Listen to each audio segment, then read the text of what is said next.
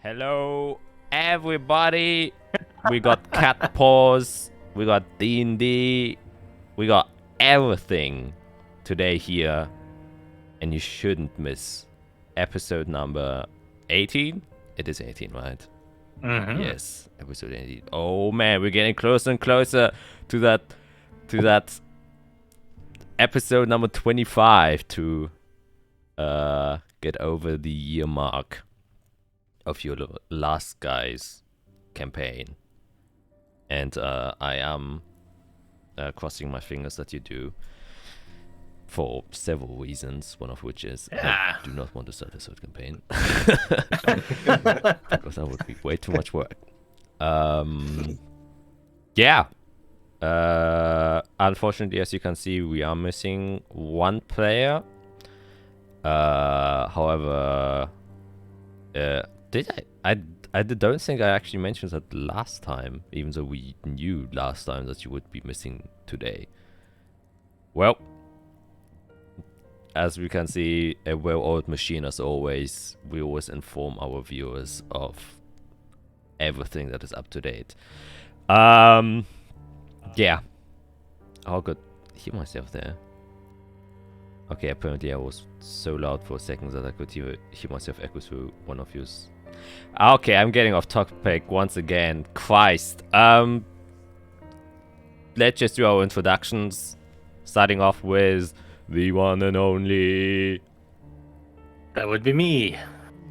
I am Greg, and I am playing Irex Banner, a human artificer, and he's basically living on the edge of sanity, but trying to keep it together. Hi, I'm Matt, playing Dr. Fiera.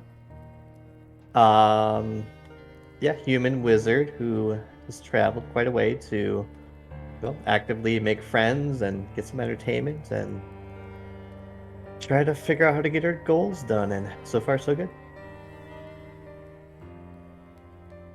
Hi, I'm Skit, and I play Isarel Athena, the High Elf Druid / Cleric,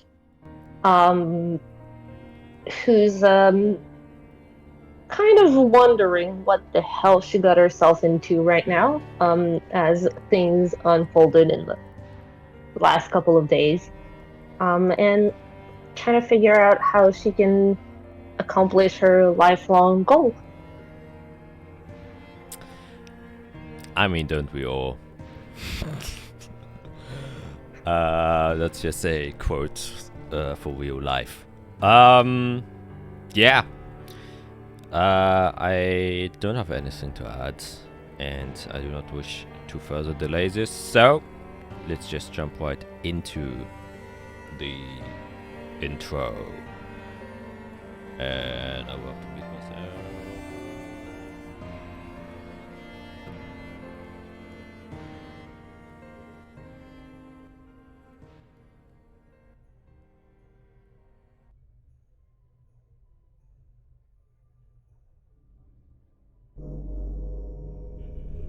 It's always sad to see people die. It really is. Rotten corpses infested with blight. The smell of burning flesh in the air. And the sight of your fellow friends heaped up in a pile. Burning away slowly and turning to ash. Really makes you start to think after a while, why the hell we even do this? It's not like we're getting anything from it anyways.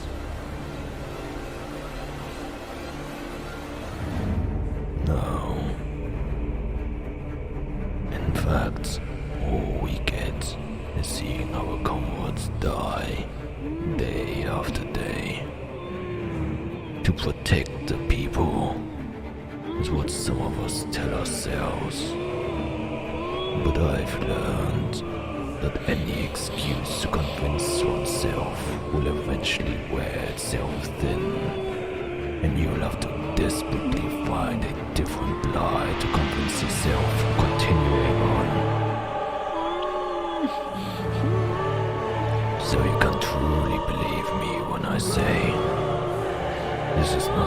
just know my life just wasn't that great. And now I ended up here with you.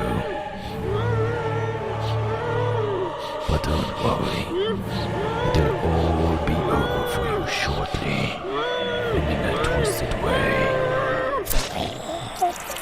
I kind of envy you for that.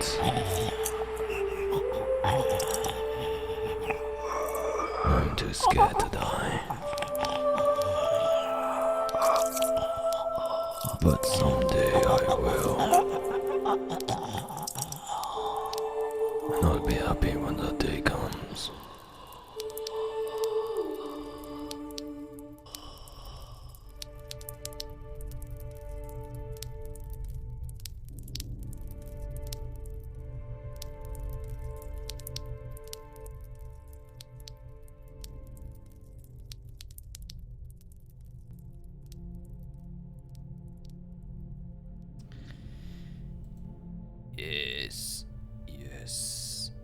Yes. Let's start this off as usual with a quick recap. The Fate Weavers, as they have now coined themselves, have picked up a new member.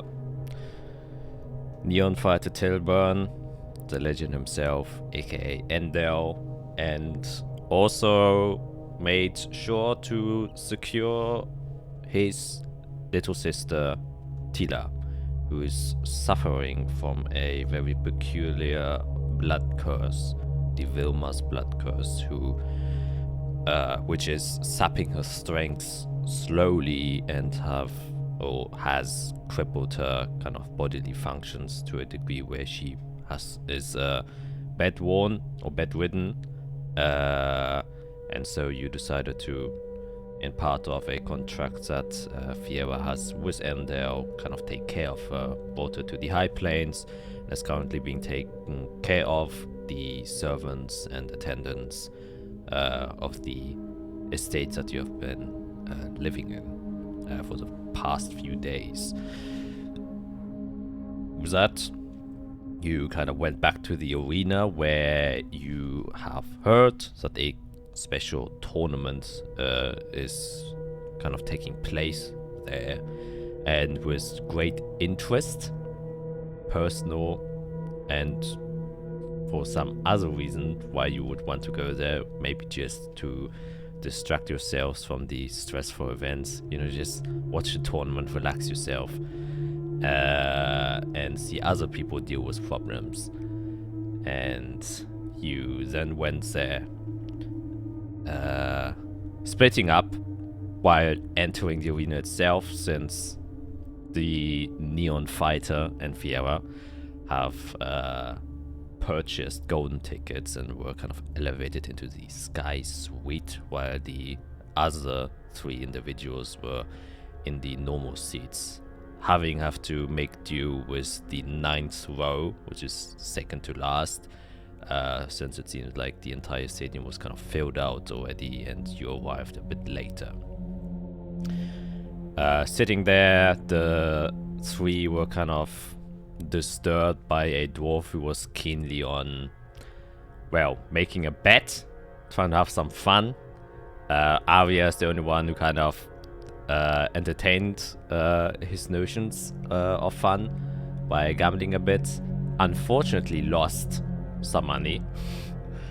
And while that was happening there, Fiera up in the Sky Lounge, enjoying herself to the luxuries that were available there. Some food, some drink, and the gorgeous view of the entire arena below her feet as the Sky Lounge was hovering above it all. There you would encounter a other mage who seems to be either a student or otherwise a member of the Corvus Magical Institute, apparently here for research purposes, since they believe that, one-time opportunity to see this criminal out and about, and he wouldn't let that pass away. And you also met Timmers Bauwerk, who seems to be a high noble or a very prominent guild leader of the Goldbow estate, and obviously accompanied by Winspan Coldsteel the Brave, who is the kind of 4-star marshal and head of the Lion's Mane Royal Guard, who are currently overseeing the security measures of this particular event, since they have brought the most famous criminal on the entire continent here to see if anyone would be able to kill them. However, before we came to Mr. Calyx, aka Emo Jesus, as we have called him, you watched the other participants kind of go head to head onto each other, and with a great upset, 5 of the criminals succeeded and killed the champions, and only 3 of the champions actually survived and went on to round number 2 to even face Calyx. So that was a bit surprising. Also the reason why Arya lost some money. However, before Calyx was brought in, you know, there was this quick break, and there you could see the kind of preparatory measures being made by the Lion's Mane Royal Guards to ensure that the crowd would be safe from whatever Calyx wishes to do, having this kind of force field established around the arena pit itself, creating a separation magically from you and him, and also having 4 war golems inside of there. It was also latched onto multiple chains, which were carried by the war golems, and other ones where immovable rods have been shot out, also keeping the chains in place, hoping that he would not be able to break out if he attempted to do so. However, once he came out, or as the war golems kind of took the box apart in which he was set inside of, a blood-red mist came pouring out, as well as a sanguine fluid, which could only presume to be blood, that kind of dropped onto the floor, and on contact almost evaporated the steel plating that was attached on the golem's feet as they stepped away and tried to avoid any more contact and opening up. And as he was released, for a brief moment, silence took the arena, as it seemed like probably everyone in the area, or who could see him, or whatever necessity was being made, could hear, presumably, Calyx's voice as he kind of said some weird stuff. And that definitely aroused the attention of everyone inside of there, and everyone did become silent once they heard his voice. And after that happened, and he stopped talking, you kind of are in a very weird state, I would say. His voice, as creepy as this guy is, and as creepier as the events that just occurred are, seemed almost soothing in a very strange way. Though you know him to be an omen, and though you know him to be the bearer of literally bad news, there's almost like a sense of relief as you hear his voice, in the sense that sometimes you just like to have known the bad news before it happens, and that's kind of the feeling you get. I want all of you to make a wisdom saving throw. Okay.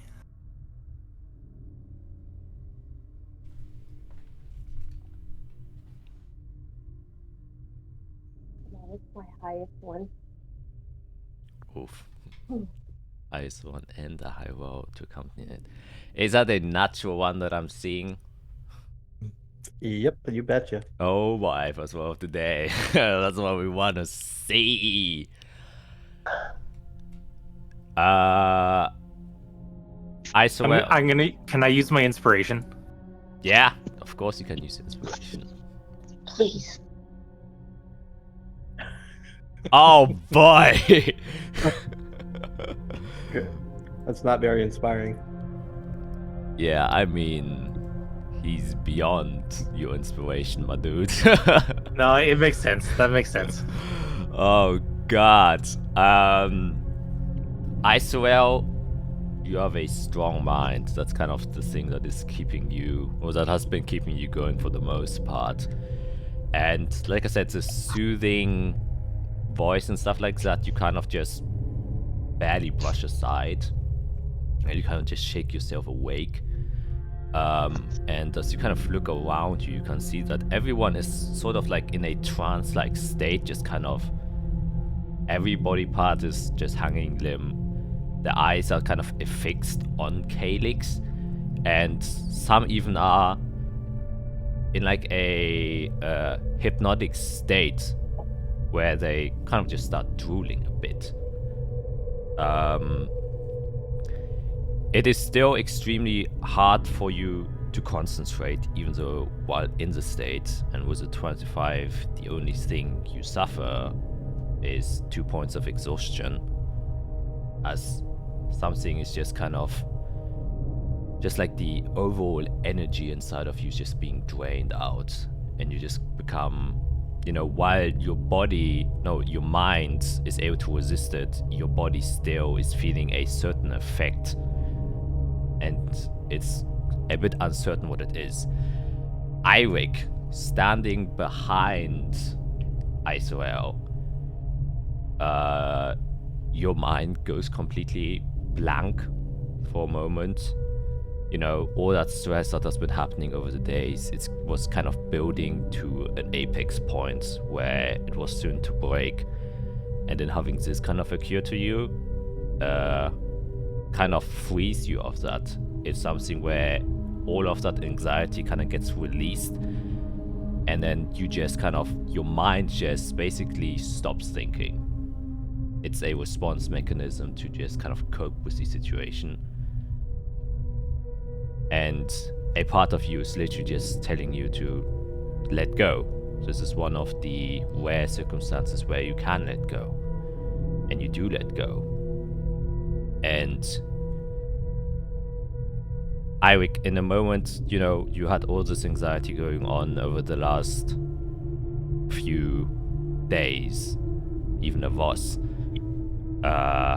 What is a price you would pay to get rid of all of that?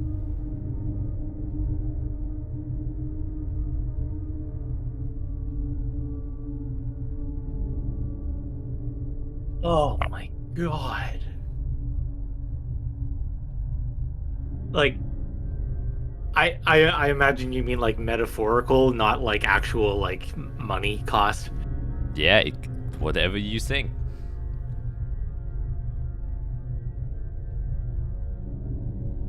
Holy shit.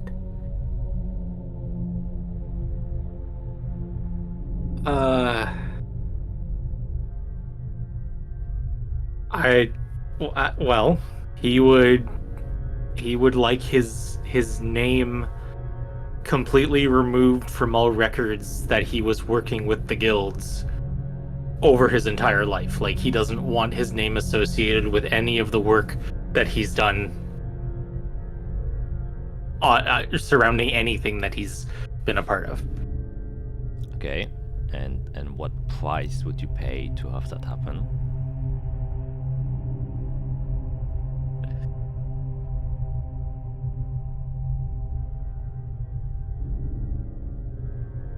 Oh boy.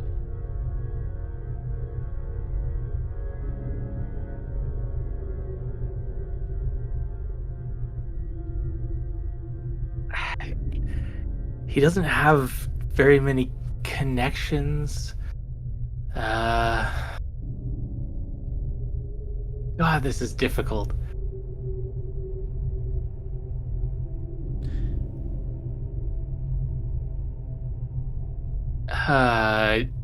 Probably. He would probably want to forget.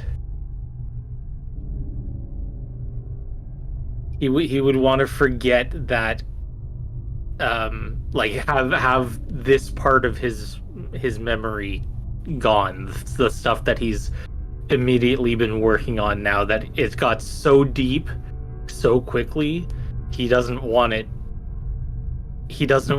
to be part of his thought process anymore. Okay. Would you or would Eirik sacrifice someone in order for that to happen?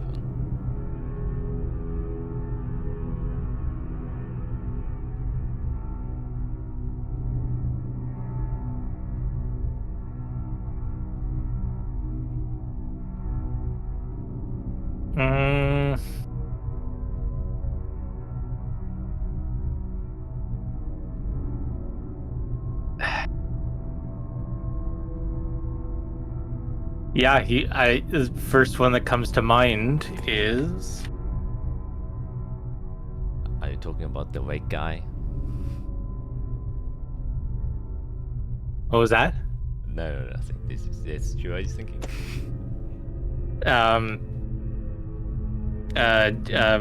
Zilanath, the other artificer who was in the warehouse when we showed up.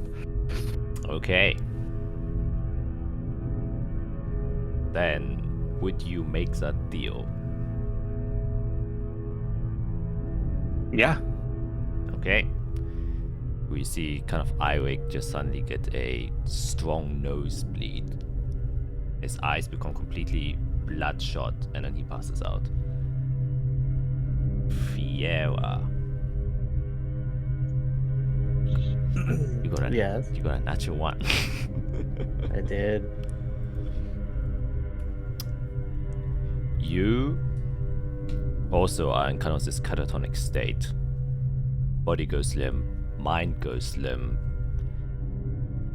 But instead of a feeling of somewhat relief that Eirik kind of got, as anxiety kind of just washes away, what instead happens to you is you kind of wake up in almost in a different place. You don't think you've been here. It's cold. It's raining slightly. The sky seems to be grey.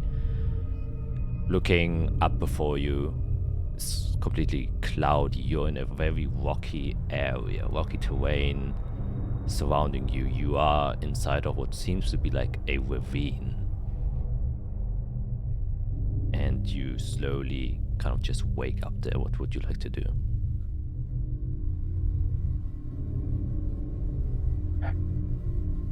First, I'd look around to see if I'm alone. Are there people? Are there creatures? Birds? You can make a perception check.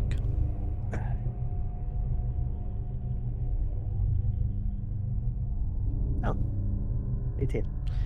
18, yeah. You look around,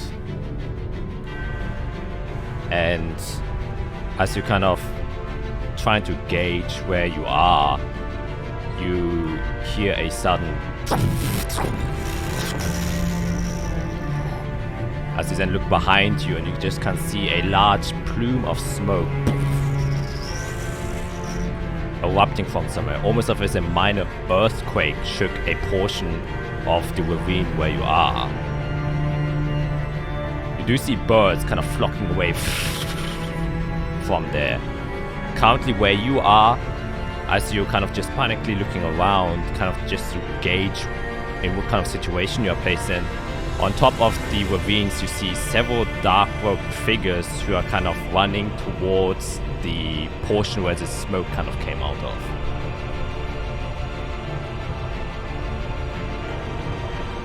I'm gonna try to hide. I don't want them to see me.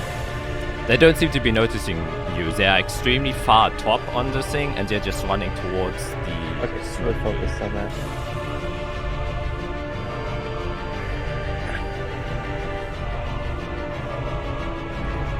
And it looks, and like, if I like grab my arm, do I like feel that? Yeah, it Like, seems completely real? real. You are wearing your own clothes, you have all your stuff.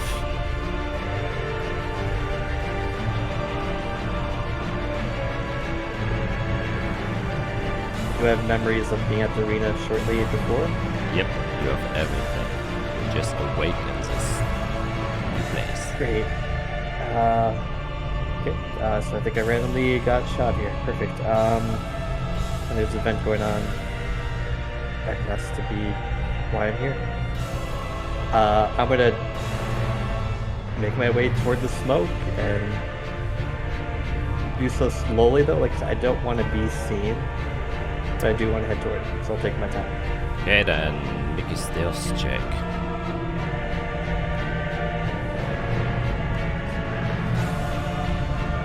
Checking if I have any. Nope, I don't have that ready. Well, let's go. 12. It's okay. You kind of, I don't know how to spell. yeah. And in this weird panic state, you're outside of a city, just somewhere. You do see there is kind of somewhat of a walkway or road that is kind of leading up to where the smoke is, and as you kind of cross past there, you see just where the origins of this giant smoke is coming from, the genesis point, a huge structure, white bricks that is kind of, that enclose this ravine, kind of like a wall, has been broken down and crumbled completely. You see a lot of figures shining in front of it, coming out of the smoke, seemingly bewildered, panicked, exhausted, doing something, as you can see a large silhouette inside of the smoke itself, kind of looming over but then disappearing deeper inside of it. Unable to make out what it actually was, you kind of focus on the group of people that are currently rushing out, and you can immediately recognize them as crusaders. And with still you kind of 18 perception check as you're looking around, and you aren't the best that hits. Some of them kind of run over towards you, and in a quick moment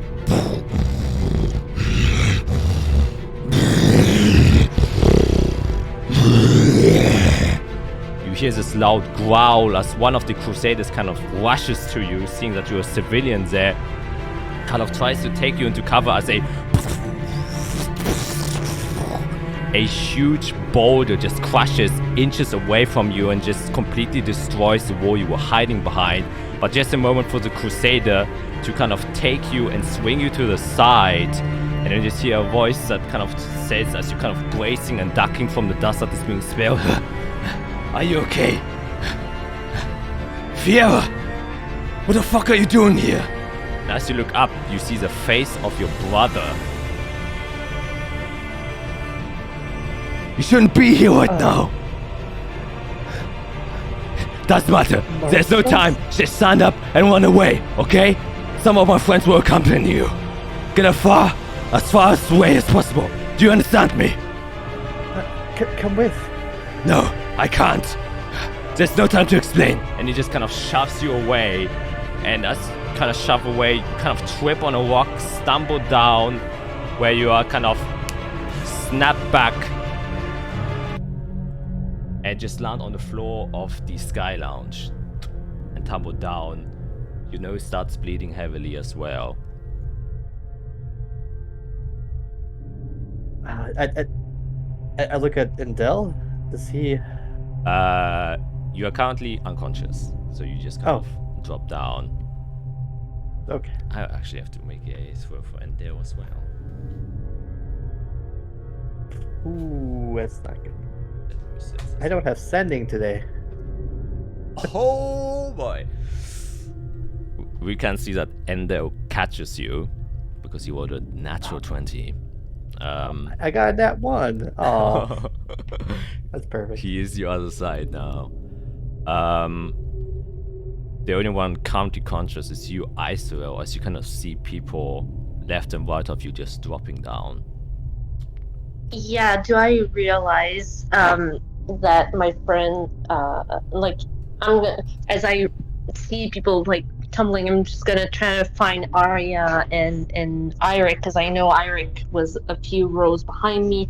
So I'm just gonna try to see if I can localize my friends.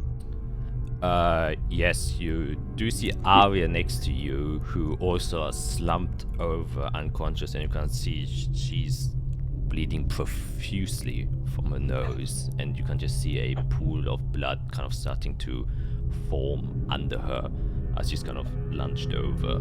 The guy next to you was kind of, annoying you. Same thing, also slumped over, his nose starting to bleed as well. What would you like to do? Do I feel like Arya is stable, or am I scared that she would possibly die from that nosebleed? Can I make a medicine check? Yeah. Ooh. Unsure. Really, you haven't really seen someone die from a nosebleed. There's just a lot of blood currently pouring out, so it's kind of like, ugh. And by the way, you have 2 points of exhaustion, so actually you would have disadvantage on that medicine check. Okay. Let me. It's probably gonna be really. Yeah. Oh man. Of course. Of course. Touche. Yeah, you've still kind of you came out of this catatonic state, and you aren't immobilized, but you still feel the effects on your body itself. You don't have any nosebleeds or anything else, but you can feel how your entire body is extremely sluggish and doesn't want to move. All right. So just in case, I'm gonna quickly cure wounds Arya, just to make sure she's at least stabilized. Okay. You do that. And Go here, so she gets 9 points. Whatever. And then I'm gonna start looking for Eirik, because now that I've seen Arya like that, I'm scared, and I want to make sure that Eirik didn't get the same thing. yes, you can make a perception check also with disadvantage. Yep. Disadvantage. Here we go. Oh. Hold on, it did not register. Gonna roll a second one. There you go. Okay, 14. Yeah, you know where he stood, and you can kind of see like some of his equipment hanging from the edge of one of the things, kind of noting that he also fell down, and you do also see a pool of blood kind of starting to form underneath wherever he has fallen down. Alright, I'm gonna run up to him as well, and also do a cure wounds on him just in case. Because I don't know what's going on, so I just want to make sure that my friends don't die.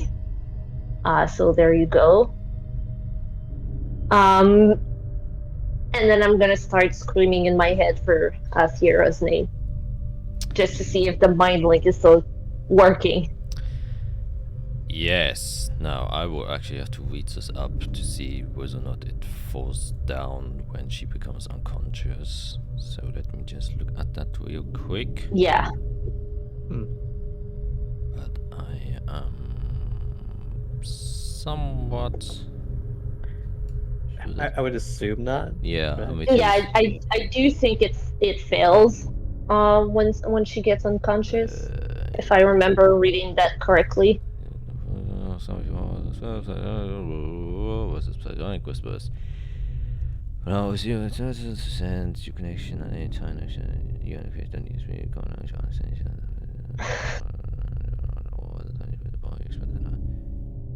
Choose and please constrict with you, and you constrict wasn't to send or receive a message. You are not the creature must be someone. What I say, it doesn't say. Yeah, and a creature can enter teleportation at any time, no action required. Since it doesn't specify that she loses the ability when she becomes unconscious, I would say it's still up. Since she kind of creates the bridge but isn't holding the bridge. So whether or not she's conscious doesn't make a difference. With that, in fact, I will allow you, Fiera, to make a, let's say, another wisdom save.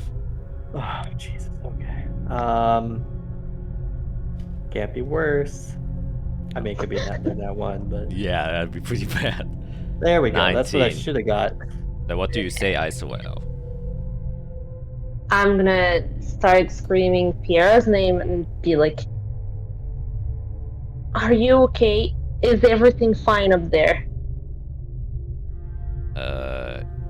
And kind of when you're like half awake and you hear a voice, you're unsure whether or not it's a dream or not, you do kind of start hear the voice of Icefield inside of your head kind of protruding your mind, and you do actually manage to wake up from whatever state you were inside of, and you can see that kind of Endel is in the process of exiting the Sky Lounge.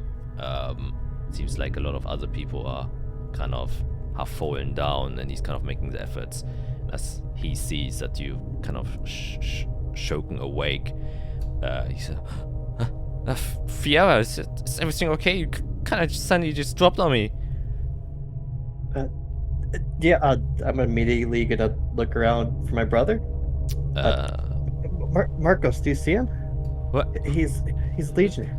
Crusader. No, what? No, no, what? Move. And then I'm gonna look around for him. Okay, make a perception check.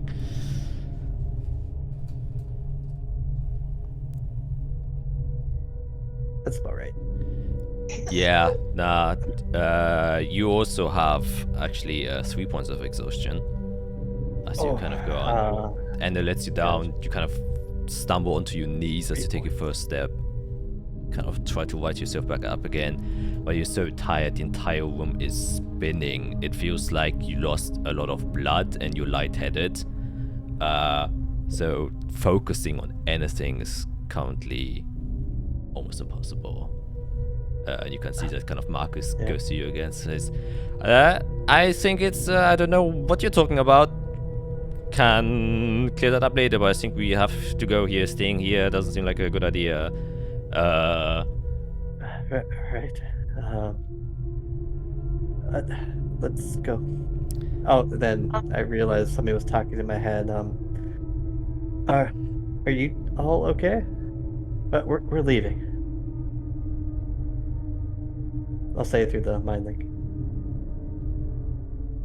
Arya and Eirik went down with whatever just happened. I'm the only one that didn't get affected. I need help. Well, you woke me up. Give him a good slap. But we'll make our way down. I'm gonna start slapping Eirik in the face to wake him up. Gently. Okay. But still. Yeah, you slap him a couple of times, but that specifically doesn't seem to have any effect. He just kind of, his face just kind of moves a bit. And that's about it. Fiera, did you go down too? I don't know what happened. I'm gonna scream Eirik's name in my head. Okay. Then. And then remember that he doesn't have the freaking link and curse.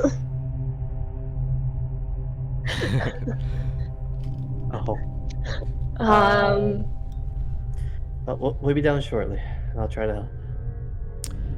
And while you're kind of trying to walk out, Fiera, you do still hear kind of behind you the voice of Winsburn kind of making an announcement and says, "Calm down, everybody. I know this is a sudden surprise, but you cannot relax. This is not fatal. It is just an effect of the host on people in this environment. Please calm down. Whatever you have seen inside of your head, it's just a premonition, it is not real, it was just a dream to scare you off, alright? So everybody, please, calm down. You are safe inside of our hands as long as you aren't within too close of its vicinity. No other effects will happen. Okay, so I will require everyone to stay calm and do not panic. Alright? You can wake up your friends by just waiting for a while. If you have any means to communicate with them inside of their head, that will also be useful. Oh, technically I can. And yeah, you do see that a lot of the high society members are kind of, you know, obviously panicked. They didn't expect this. And you also do see the kind of mage. It also dropped unconscious and it's just kind of in his seat, just slumped over. All right, I'll stop it down. Oh, wait. We should help him. Kind of looks back He at could him. be useful. You just hear it's the guy. I think he's gonna be fine, right? Help. I don't want him just to lay there by himself, though. Okay. Do you have a way to wake him up? I don't. Just get me closer, and I can. Okay. He just kind of nudges you towards him. Then I'm gonna see if casting message into his head will help, and I'll just say, "Wake up." Okay. Got a natural 20. He immediately. Wait, him and Endel both got a nat 20. Yeah, in response to you. Kind of immediately wakes up and says, "Oh, what has happened? Oh, It's fine. oh, oh, Yeah. oh no, my papers. Oh no." And you can see that he's accidentally spilled his ink blood and he's now suddenly completely focused on that. Probably because he's some severe OCD. Or some coping mechanism to kind of assess it. What has happened? It's fine. We can clean that with magic. I'm sure you know. Oh yes. Oh, Yeah, would have been nice if they warned us. It seems they were expecting this to happen. They were expecting this? Yes. Right. From what I can tell, they just wanted to give a good scare so they could spread the message of how insane this person is. I mean, if I wasn't currently frightened shitless, I would be completely stoned out of my mind. I have never heard. Did you also have a dream? I was inside of some woods. We can talk about that later. Mine was different. Right. He kind of just calms himself. Gather your stuff. It'll be fine, and let's talk later. Right. He just kind of starts, you know, cleaning up his stuff and then packs it all up. I'm probably much farther than 120 feet from the audience. Yes, definitely. Yeah, it's like a giant town. Is Timoth up? I don't know if he was warned or not. He currently, he is. He's up and he's kind of standing next to the, so Winsbone, who just made the announcement, and they're kind of having a conversation with each other. I'm sure he's warned. Okay, now we'll make our way down to everybody else. Slowly. Yeah, actually, you can make a perception check with disadvantage. With this, okay, yeah, this will be lovely. Let's see, disadvantage roll. Oh my god. Oh! Yeah, you can't focus on anything. I would say you probably even pass out like for a brief second once again. Like on a Yep. roller coaster, Endo catches you again, and then you only, are aware of a few things, like how I imagine someone to be if they're extremely drunk and they only like are aware of like certain things happening. Yeah. Yeah, you're aware that you got caught, you're aware that you're being dragged, and you're aware that you slowly descend at some point.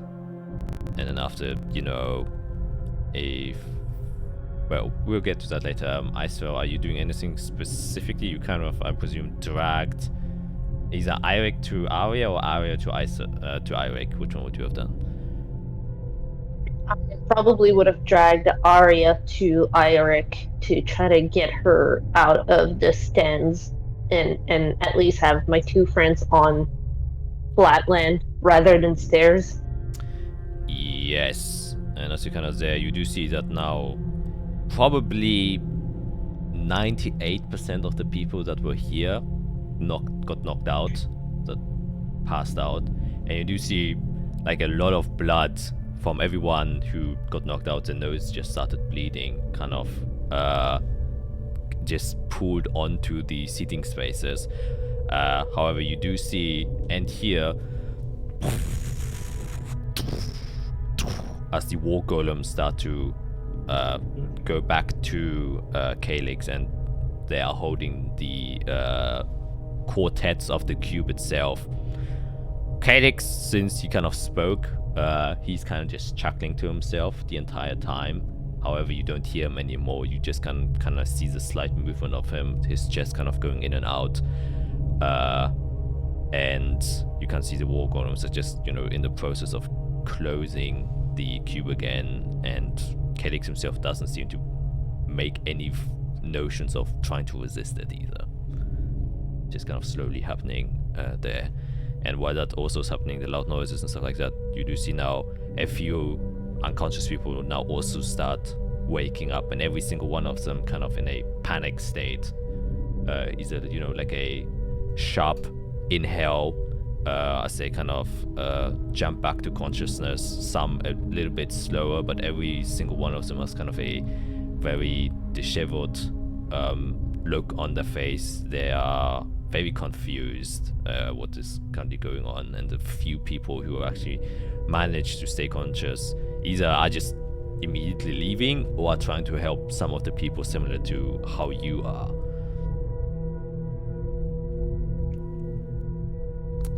Yeah, I'm gonna make sure I protect Arya and Eirik until they become conscious again.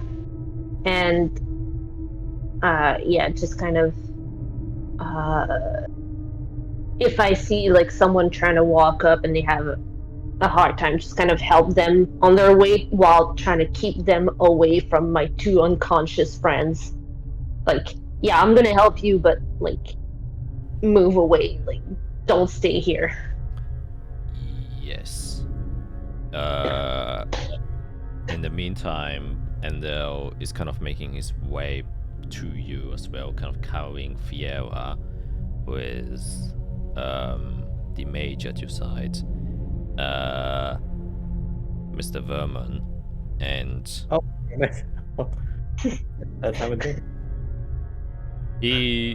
he's kind of like accompanying you, but he kind of says to as you kind of get to the bridge before you actually get to Isorel, he does kind of, make his leaves then. Seems like he wants to go to a safer space as well, whichever safe space that is for him. You kind of just hear like the mumbling of it as they're talking, but you're so... Yeah, I'm not paying attention. Yeah, you can't really focus what he's saying, and then he leaves. During this time, it will probably take like a good 50 minutes to get there. And during this time, I swear I was kind of looking over them. Eirik, after a certain point, you do wake up. After probably like 10 minutes or so, you kind of shake yourself awake, but Arya still seems to be out of it.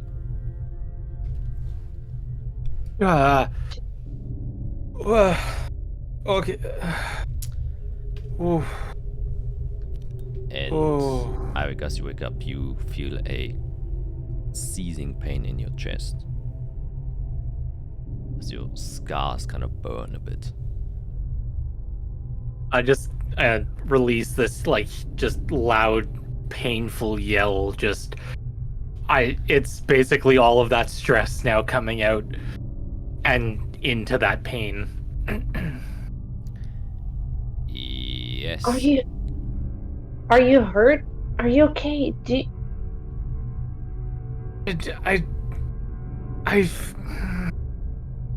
I feel okay, but just everything hurts. Everything hurts right now. What? It's What happened to you? Everybody dropped like flies around me. I have no idea.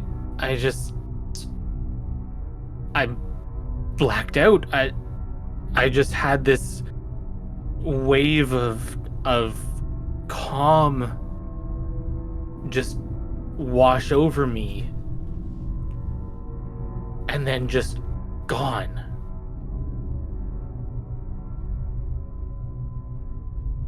We need screams again. He screams again. We need to get out of here. We really need to get out of here. Kiara's on her way, and as soon as she's here, we're leaving. We're not staying here.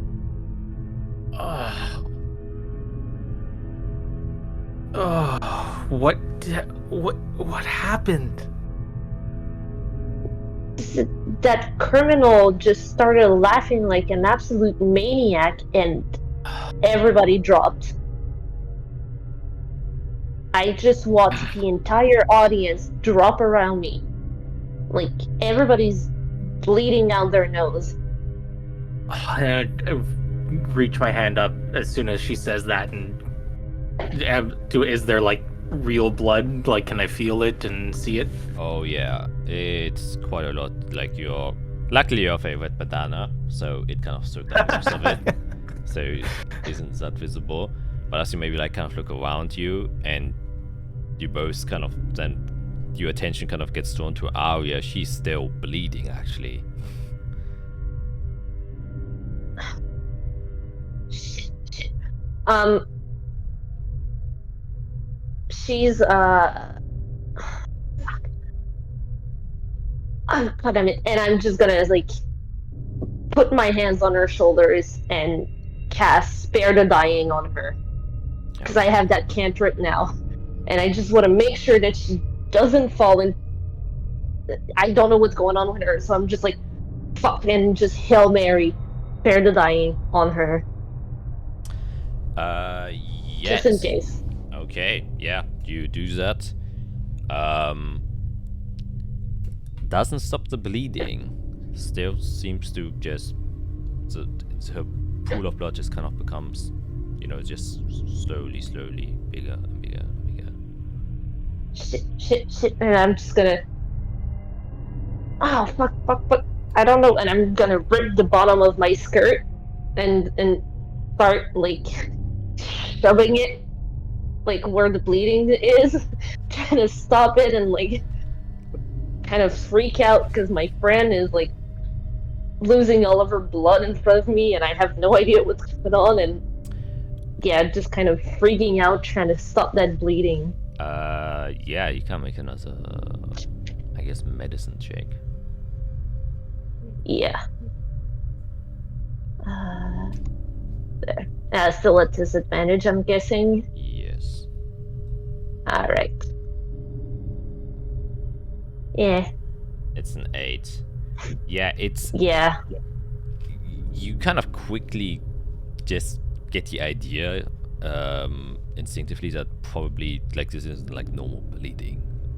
This much blood isn't able to just come out of the nose, Seems to either, like, all of Arya's blood is now simultaneously coming out of a nose, or some other effect is like conjuring blood out of a nose, and you aren't sure which one of those two is currently happening, and that is a bit concerning. And I will say at this time, Ender will also arrive at the three of you and says, "Okay, it seems like you're doing okay, except for Arya. Fiera is kind of passed out. She isn't doing quite so well. Isora, do you have anything? And kind of just sits Fiora next to Arya. It's time. I'll get better. Oh, god damn it. We have to get out of here. We can't stay here. We need to get Arya checked out. We need... She we won't need... wake up. No, I tried waking her up and... she's losing so much blood. Like, she should be dead by now. And it's still coming out.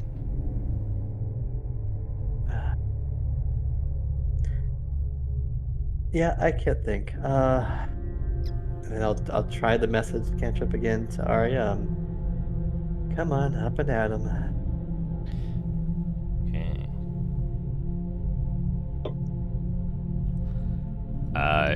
You actually get almost like a feedback shock into your own head, almost as if you touched an electric fence, and it kind of zaps you, and you take 7 psychic damage as you kind of step inside of there, and kind of just hits you back. You can actually make an Arcana check with disadvantage. Okay. Yep. Alright, I can't only roll once. There's other numbers. I know there are. At least 19 other numbers. There's a 2. Okay. No, that was with advantage, sorry. So it would have been 9. Oh. Yeah. Yeah. I clicked the wrong. Yeah. It On 2. 9, yeah, once again the zap just kind of once again just hits you out of it, just unexpected. You weren't expecting that, and now you're just once again in a woozy state. Yep. Okay. I can't. If she's not dying or dead, then let's leave. She won't get better. Yeah. Alright. Just don't be scared. Just flop her onto me, and as I say that, I'm gonna get on my knees and be shaped into my deer form. Once again, now being a literal hospital cowie, yes, you can definitely do that. And you shape into your deer form, and you all can together lift up Arya onto her. It's kind of all the blood just kind of dripping out of her face. I would presume you probably would have tied your, the part of your skirt that you whipped out around her face, like around her nose. Yeah. And it does kind of... Yeah, I would have made kind of a bandage thing, like half shoved up and like tied around her. Yeah. Yeah, and it does kind of stop it from, just dripping and dropping out the entire time. So, so you don't like carry a blood trail with you when you like walk. It does seem to like is able to, briefly stop it. But you still see like your cloth is getting more soaked and soaked as time continues. Though as you kind of pick it up on the floor where she was lying, kind of where her head was, you do see that a symbol formed on wherever she was lying, and I just kind of drew it in roll 20, so it looks like on the top left corner, which I actually have to show the people as well. Jesus. There it is. Screenshot. Me? Oh, shit. That looks like a stick man on a unicycle with 2 like hoops around their arms. Oh, what? What? It's like the bottom's like the legs, right? And then there's 2 hoops doing this, Totally, and then the unicycle. yeah, I totally see it. I absolutely see what you're saying. I don't know what it says about me, but I'm seeing stick person stripper. Oh, what? I don't see that, but it looks like 2 stick people on a stripper pole. 2 sick people. oh, now I see it. Okay. Yeah. Oh my gosh. Yeah. Ooh, that's deep. Dang. All right, we My solved first, it. Yeah. my first thought was literally like two stick figures on a bicycle. On a bicycle. Yeah, Man, it's a unicycle. Yeah, from top view. Yeah. From top view. Oh, top view. Right. Yeah. Oh. Yeah, think in Okay. 3D. Top view. Yeah. I was thinking entire time like the two things that come out, like the pincers, that those were like the legs. I was like, but where's the Could be. head and where? That's how I'm thinking. That's what I'm seeing. Yeah. Skid's Yeah. living in like the year 3000 right now. Yeah. Yep. Yeah, Matt and Skid truly on a different wavelengths than us plebeians, but I guess we have to make deal with that. Yeah, but that kind of just the blood that was kind of spilled. It almost looked like it naturally appeared as you kind of draped her over the floor to put her onto Icewear, and then just through smearing some of the blood, this symbol just appeared. Is that symbol under where I was? Do you look and yes, the same symbol is there. Okay, Do alright. I- What the fuck is going on? Do I recognize that symbol? You can make a history check with disadvantage because you have 2 levels of exhaustion. Yeah. Mm, 14. I mean, not bad considering. Yeah, 14 pretty good, but yeah, no idea. Yeah. Never seen No. Okay. anything like it before. Is I'm the gonna- symbol? Oh, sorry. No, I was just saying I'm gonna make a mental image of it so I can reproduce it later. Yes, easy. Like I specifically try to remember it so I can draw it later so we can recall it.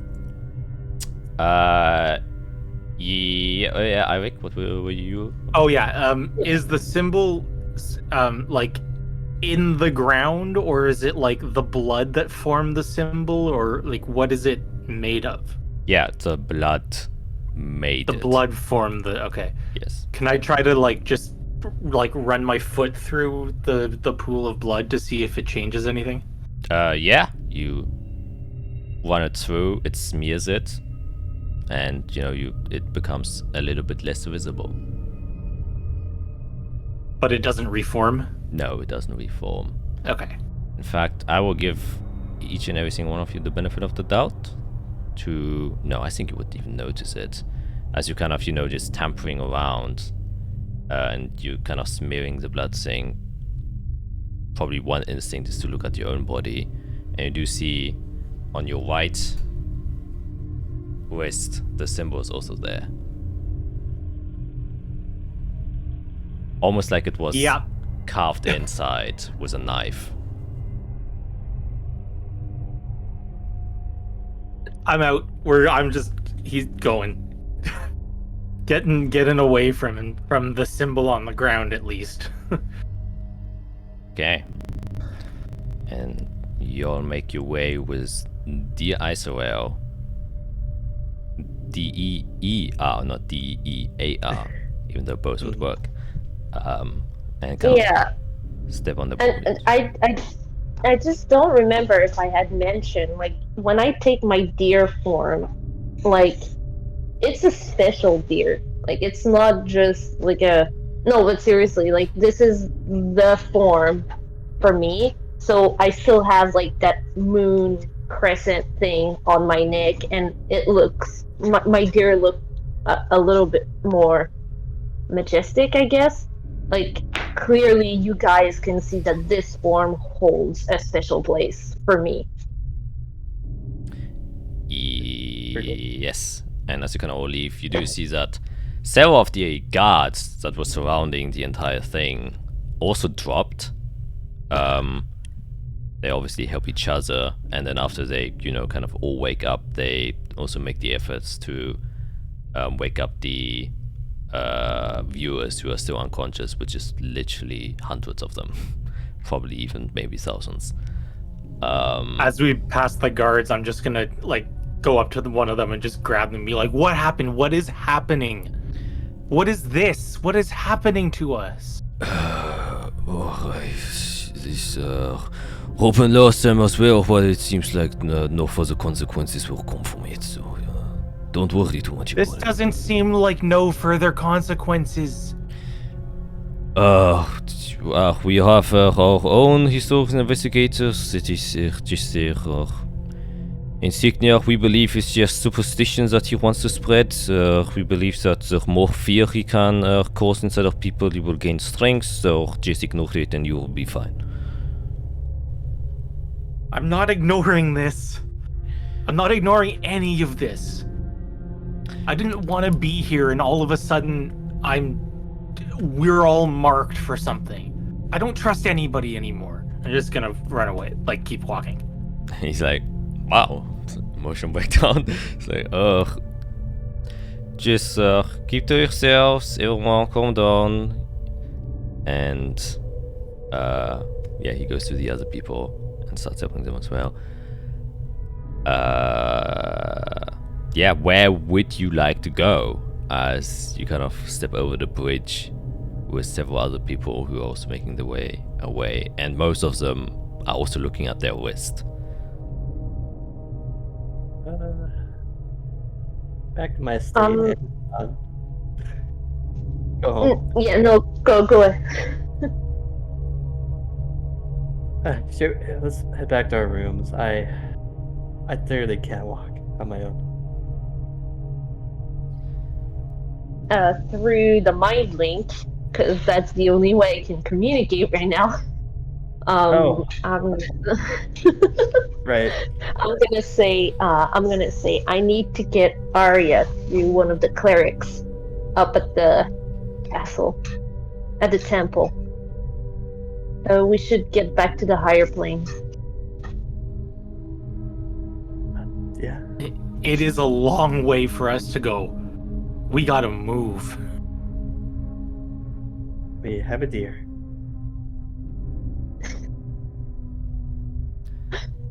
And I don't know how strong I am, but if one of you guys need to hop on, just hop on. I think the max capacity of a deer is one person. It's probably just one person, If yeah. you were an elk, on the other hand, you could carry a stadium. Yeah. Because those fuckers are insane. Yes, so you kind of, with Arya on back and deer on foot, you kind of stumble your way there, and they're supporting Fiera. He's also kind of looking at his own wrist, and it's also like, do you know what this is, Fiera? You seem knowledgeable of things. Not gonna lie, vision's kind of blurry. I'll look later. Okay. And then he just kind of steps with you, and while doing that, he is mumbling profusely. Most of which is, why did I sign up? Yeah, he's in the same spot Irix is. Yeah. Can I just roll back for 1 second? I don't remember if you said or not, but am I also exhausted? Yes. You also have 3 points of exhaustion. 3? Okay. Yes. Everyone. I just don't remember hearing you say it. So. Okay. Yeah, I think I didn't state it when I. Yeah, 3 is really rough. That's a lot. I'm pretty close to. That's halfway to death. Yep. And you are walking. And I would say, kind of as you then get onto the surface, well, not onto you, but as you get to the surface, you hear the normal mingling about of the town. It is like around noon, like probably early noon, so like 8 to 12 o'clock. People are just going to their day-to-day life, and no one upstairs. Knew it happened, yeah. kind of realize what All right, happened. everybody stop. Hold on, and I'll take a breath and slowly clean us up with prestidigitation. At least the blood. Okay. And it slowly pulls away as it gets cleaned up. At some point, a couple of guards do actually approach as you kind of exit the main building to get onto the streets. You know, now several people are walking out there that are covered in blood. And so some guards are like, what happened? Are you alright? To us. Yeah, to you, and specifically looking at the deer.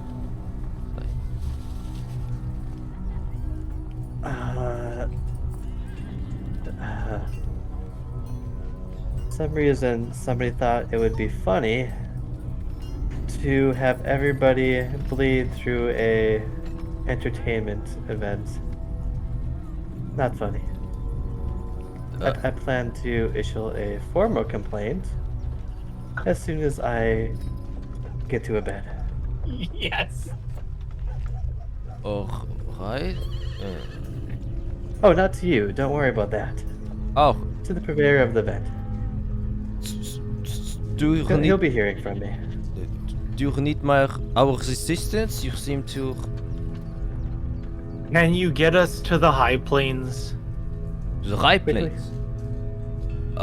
Do you not see? Oh, I point to the deer, and then I remember she turned into a deer.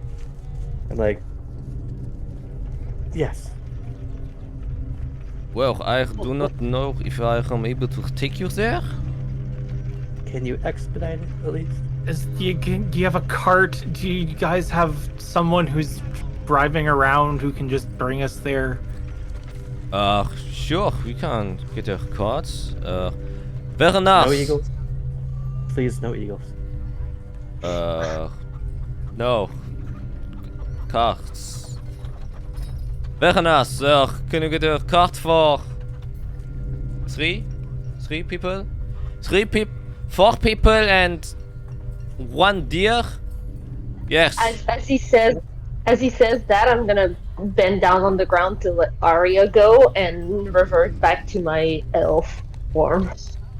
You kind of turn back and then he kind of looks back and it's like, oh, I didn't realize. Oh, my apologies, Your Regality.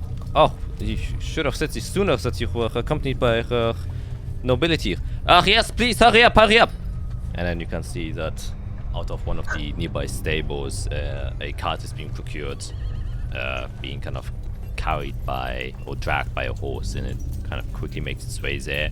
You see that one of the guards actually himself is kind of riding it, and then just comes next to you, and then the guard says, all right, and then kind of helps you onto the cart, seeing that you all are a bit weakened, and also puts iron there. All right, I will. Before he sets off, the Gold Bow Guild. Where? It is in where all the guild members are. The Saffron district.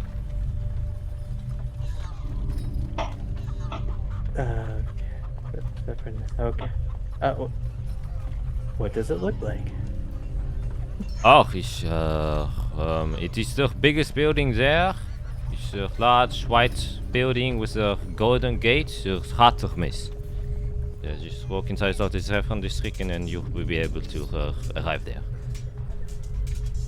Lovely. Alright, quickly. Get them to the high plains. Which high plane? Yeah. I wrote it down somewhere. There's too many things to remember. Just the high plains. We'll figure it out from there. To the Lichness temple where we can see a cleric is all I need.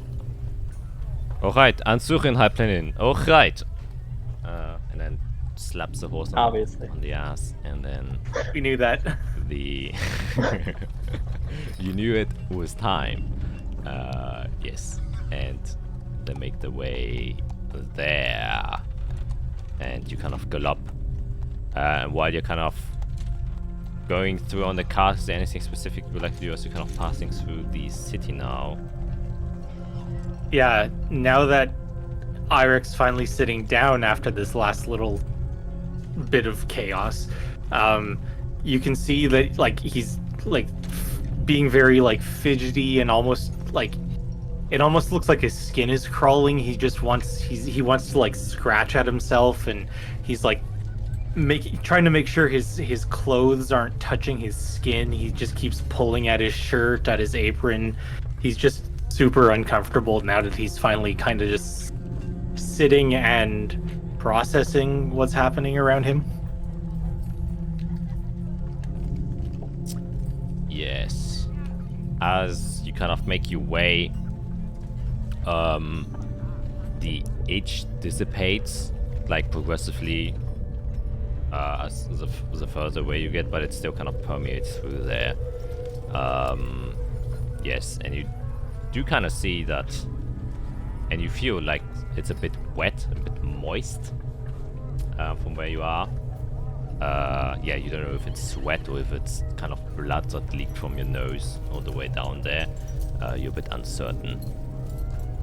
And during the ride itself, you do have a few moments, Eirik and Fiera, where your nose starts to bleed like a little bit. Just like a little dribble comes down.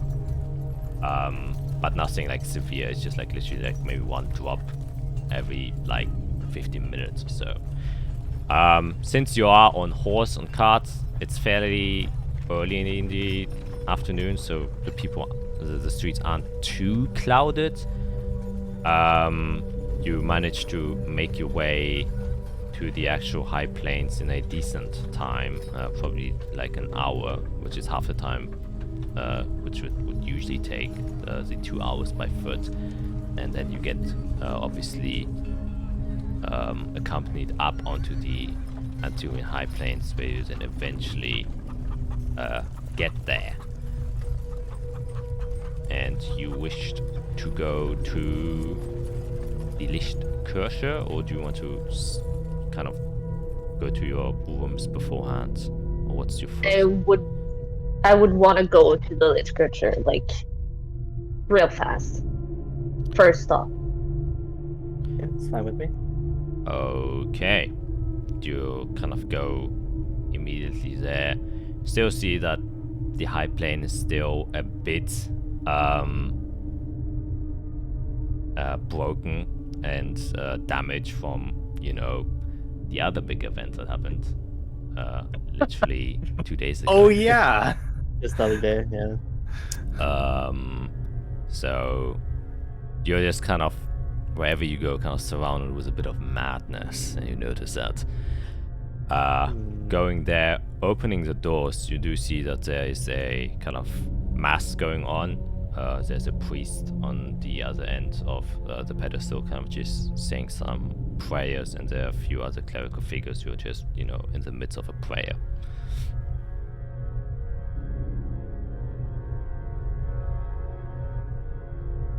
I'm so sorry to interrupt. We need some help over here. You see one of the priests, or the priest that is doing the mass, kind of just looks up and says, "Oh, surely, what has happened?" And then he kind of just goes, "Mass we will postpone for a later time. This seems serious." Kind of, so the other clerical figures just kind of stand up, just kind of give a slight bow, and then make their way into one of the other chambers as they kind of walk up the staircases, which you once did. And the clerical figure kind of comes to you and says, what has happened? I feel a weird dissonance coming from you. Is there like public around us? Currently, no. The only other people that was there were the other clerical figures. Okay, who kind of make the way.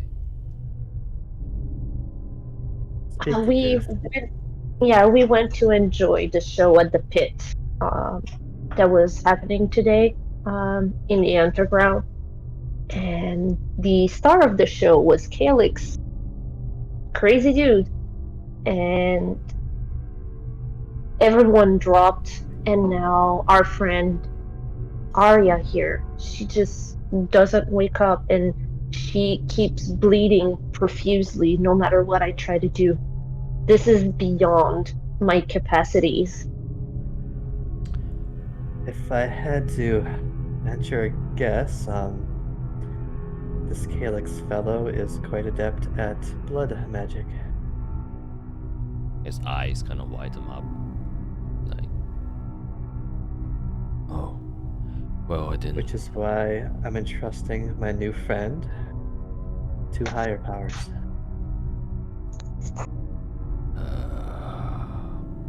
Oh, that would.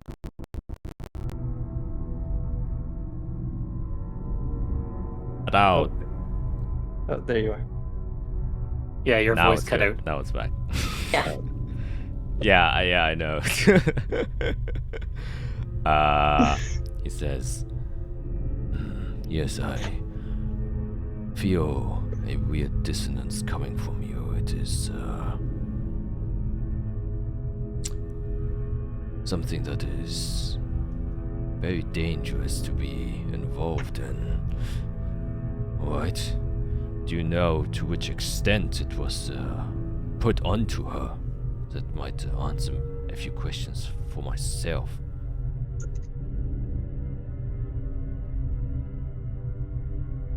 I haven't been able to examine her. I'm still recovering myself. It seems like most of the people down there got up and were able to start leaving, us included. She seems to be one of the only ones that just hasn't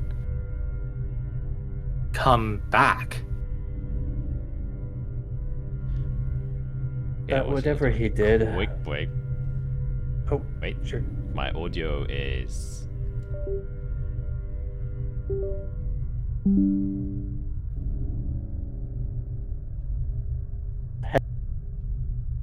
Okay, I'm back. Yes. Now you can talk. It's sometimes just messes up. His magic was able to go deep into our minds and infect our bodies as well. Maybe even our soul he was able to reach into. I'm gonna grab Pyrex's wrist and show it to the cleric. Kind of looks at it. So I will presume this is some sort of blood wound. Blood magic is very profound, deeply tied into, well, one's own energy. It is where we draw our own energy from. I myself, unfortunately, do not have much experience with it. It is strictly heretical in the eyes of Holy Lichnia, so it is good that you came to us. I do not know this Calyx individual that you have spoken of, but it does seem like a very unholy figure. The effects... Yes, he is. Luckily, locked up. As far as we know. Yeah. It's... I will see what I can do. However, I do not have any promises. One thing I do... Can you keep her alive at least? Give me time to rest. That I should be able to accomplish. Most blood magic isn't necessarily fatal. It's... well, it most definitely can be in the right hands, but as far as I'm concerned, it is to either change or alter certain aspects. And I hope she will be fine. It is linked to one's soul, it is one's own blood. Do you know of any particular attunements that your friend here has? She has psionic capabilities. She can create a mind link for all of us, and she uses her mind as part of her way to protect me She is my protector. She's my bodyguard. Hmm. Well, that would then explain why she probably was hit a bit harder than the rest of you. I presume she was incongruent with one of her psionic abilities and probably affected her mind the strongest, which is probably why she isn't able to wake up. I will do my best. I will keep her in my safekeeping for the time being. Though I hope she will recover to her full extent, though I'm unable to promise anything. Thank you. It was right to bring her here. Oh, news. Is there any news from home? From home. No specific. From Verdeus? The Helios Gate. No, not that I am aware of. So nothing's happened. No. At least not to an extent where I have been informed. I see. Is there? I'd like to offer a prayer. Is there a place I can go? Sure, you can either go up and find if one of our confession chambers are currently unused, or you may just stand in front of our angelic figure. They do tend to listen to all of our prayers in hard times. Right. I assume I'm like leaning on Endel, so I kind of push off him. I'll go up above. I'll be down shortly, everyone. And then make my way up. Fine. You may stay as long as you wish. We are the safekeepers.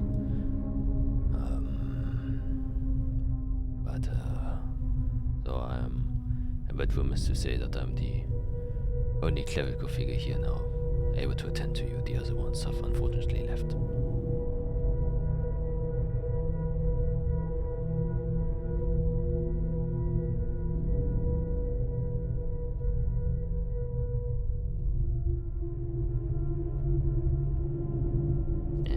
I don't know about anyone else, but just I don't feel like good anymore. Like this just everything's been taken out of me now. Like what are we doing?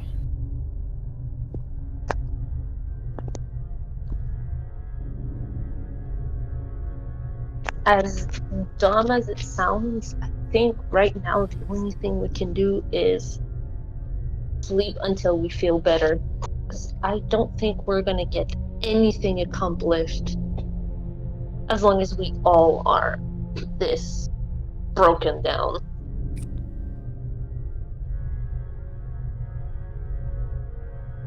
Yeah, I don't think making any decisions about what's coming up is a good idea right now. None of us is ourselves right now, I don't think.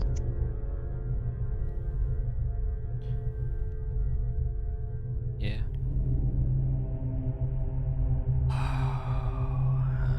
This is what regret feels like.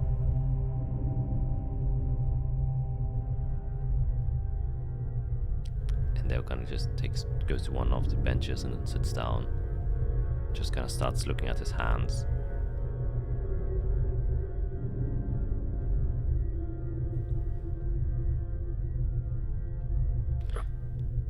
And while you are kind of slumbering, Fiera, what do you do as you walk towards the confession chambers and you do find an empty one?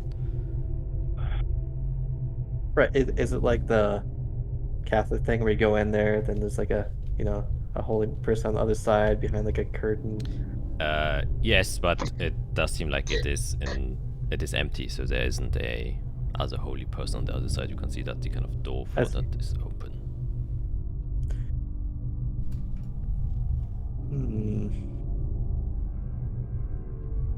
If I look around, is there like another statue or anything like that?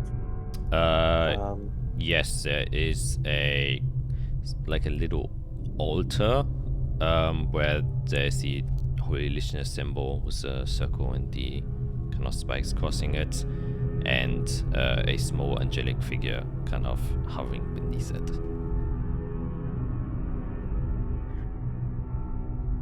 Okay, I will go over to it. I bring out my Lich's symbol, make sure it's on display, and I think actually hold it. And I think for the first time in a long time for her at least, utter prayer, like just a basic one, to the angels for them to listen to her, guide her, and help her hold her faith. He'll take a long breath,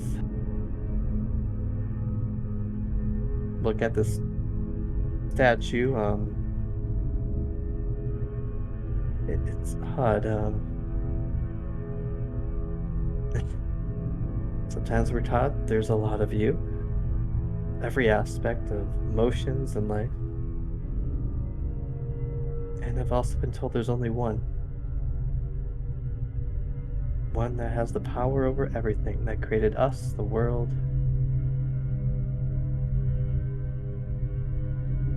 Whatever form you take, I do believe in you.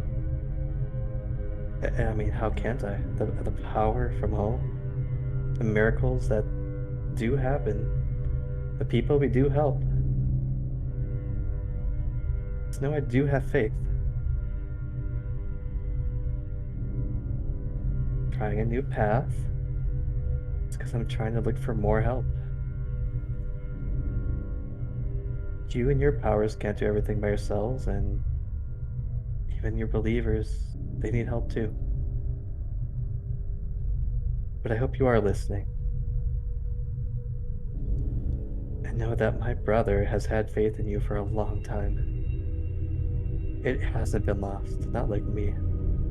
He hasn't strayed from your path. Something's coming. For him. For where he is. Just keep an eye on him, please. If he gets lost, like my father has,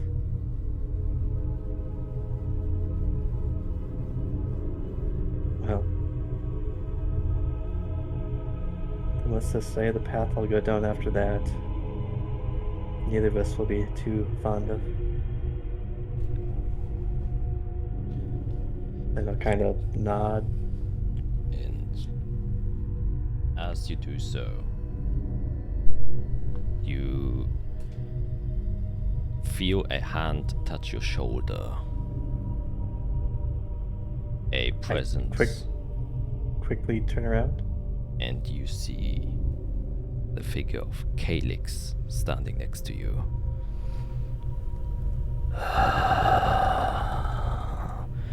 Child, you are praying to a lie.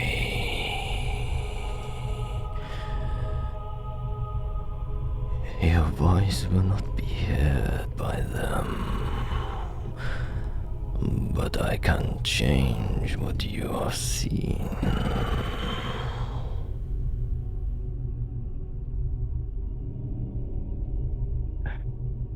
This isn't real. This is just his magic. I'm gonna try to ignore it. Despair is a great power, and it motivates us all. You are lost. Everyone is. You just have to find your roots. And then you will see you can change anything you want.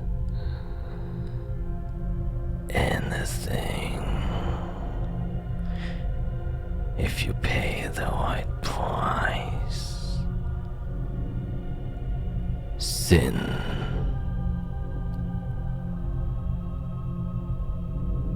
And you will be heard. And you will be heard.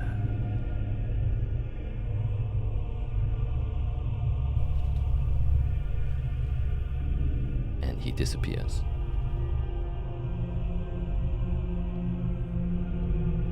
Well, I didn't know you were a jokester.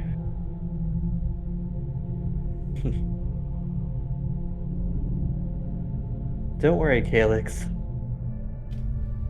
I'll bring your end. I think I'm more capable than most people out there. Because time ends all.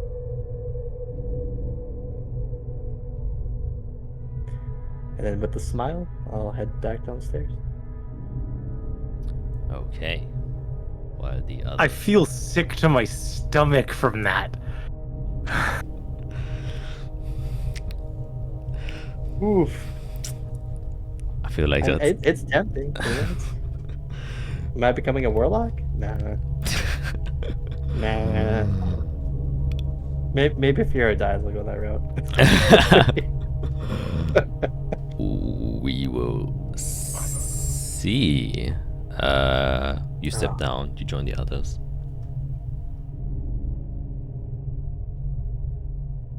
I'm actually quite relieved.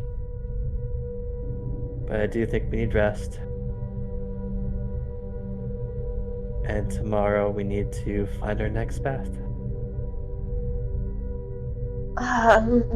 Tomorrow or the day after tomorrow or whatever. Maybe that's we need true. a couple days.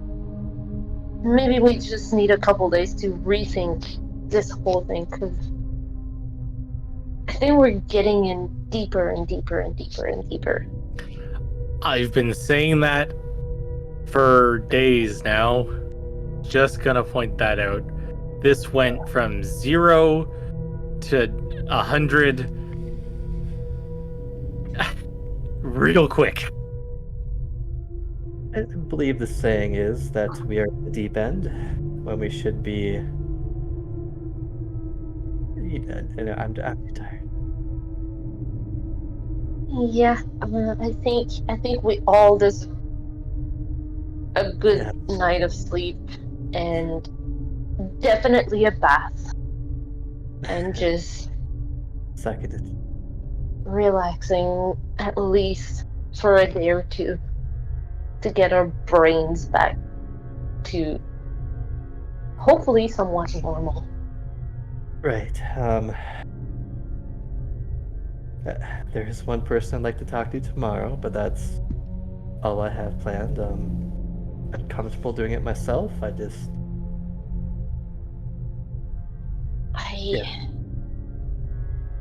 We can rest beside that. Yeah, I'm kind of at a loss right now. Are we gonna talk to somebody else about what we just went through? Well, he was actually there. Oh, sorry. I met a lot of interesting people while you guys were down below. They're all very important, and so you probably wouldn't have much interest, Eirik, but I think he can help us find our end goal here. And I think he can also help us take a step back after I complained to him thoroughly about what happened. But I need rest first. Yeah, okay. Yeah, it seems like no one up here knows. Oh, what? he's not. He's both up here and down there. I'm just talking in general. We came up out of the underground and everybody was confused about what they saw. Are we going to talk to anyone else, about what happened? Or is this some, like, secret thing that shouldn't be brought up above ground? I don't know. I mean, people from the high society do go down there to see those fights. So I I don't did think it see- is such a hush-hush thing. There were quite a few nobles down there. Yeah. It's not really. Word is probably gonna spread. Okay, that's fine. As long as we're not going to be holding on to all of that as a secret. No. Definitely not. I busted into a temple yelling about a fight in the pit. Yeah. So there's no keeping secrets. Yeah, this isn't something to stress out about. Oh, I'm stressed all the way out about it. It's also not our problem. I also disagree. But it's good to disagree on matters because then you get different opinions. Regardless, let's head back. Yeah, let's go home, far away from home. Okay. And you step back to your rooms. Presume everyone going to each of their own room. And before you leave. Yeah.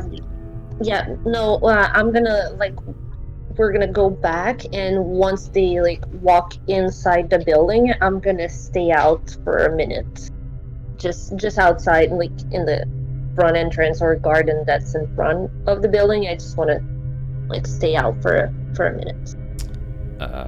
Yeah. And before you leave, actually, the cleric will also say, I will keep your friends. A name would be nice, actually. Arya. Arya in my custody and ensure that she recovers well. I will send notice to you as soon as she has recovered. And is there any way I am able to contact you? We're staying, and then I point to our building. And please, if you need anything, just ask, and I'll do my best to provide it. Oh, and I didn't introduce myself. I apologize. Dr. Fiera Kron from Days. We have met briefly during the demonic attack. That wasn't the best time for introductions. I must agree. Well, it seems like a lot of bad happenings are occurring at the same time. So I am worried about the safety of the citizens here. So please do keep an eye on yourself and the other people. It's quite dangerous, it seems like. We're trying. I guess we all are in some way. Well, Yes. Oh, and any news from home, just let me know. will do. Though the only news that I have received recently is that most of the clerics have been called back to Canaan, which is why I'm the only one here at the moment.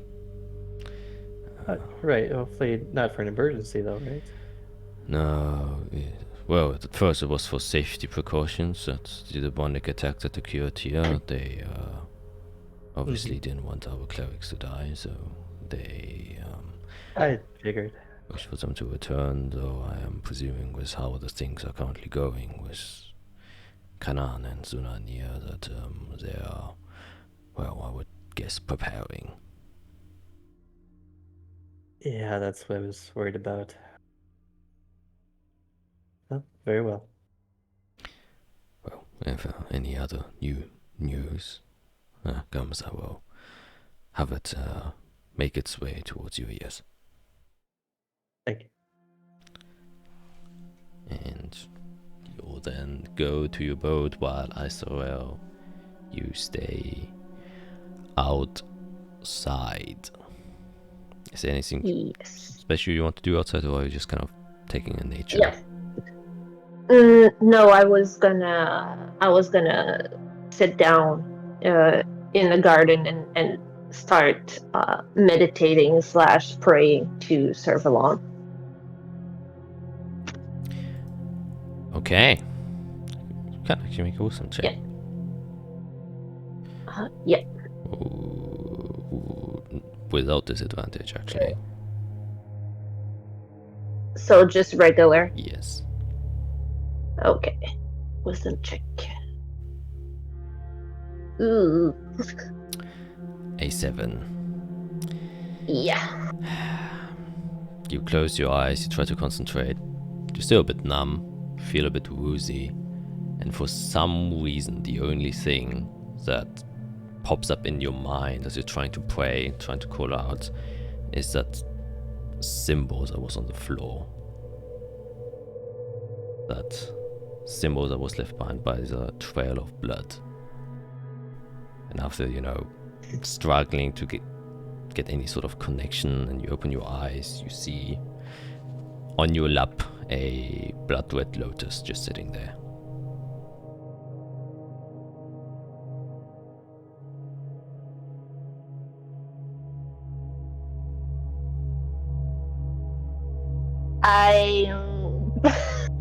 I'm gonna pick it up and try to inspect it, I guess. Like, does it seem legit or like my imagination?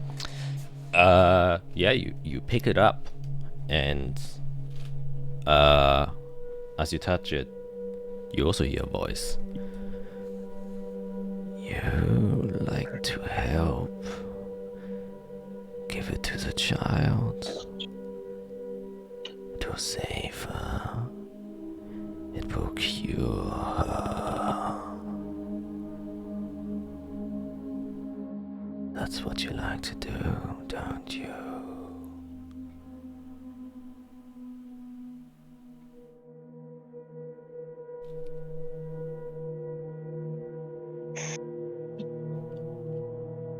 Oh, damn it.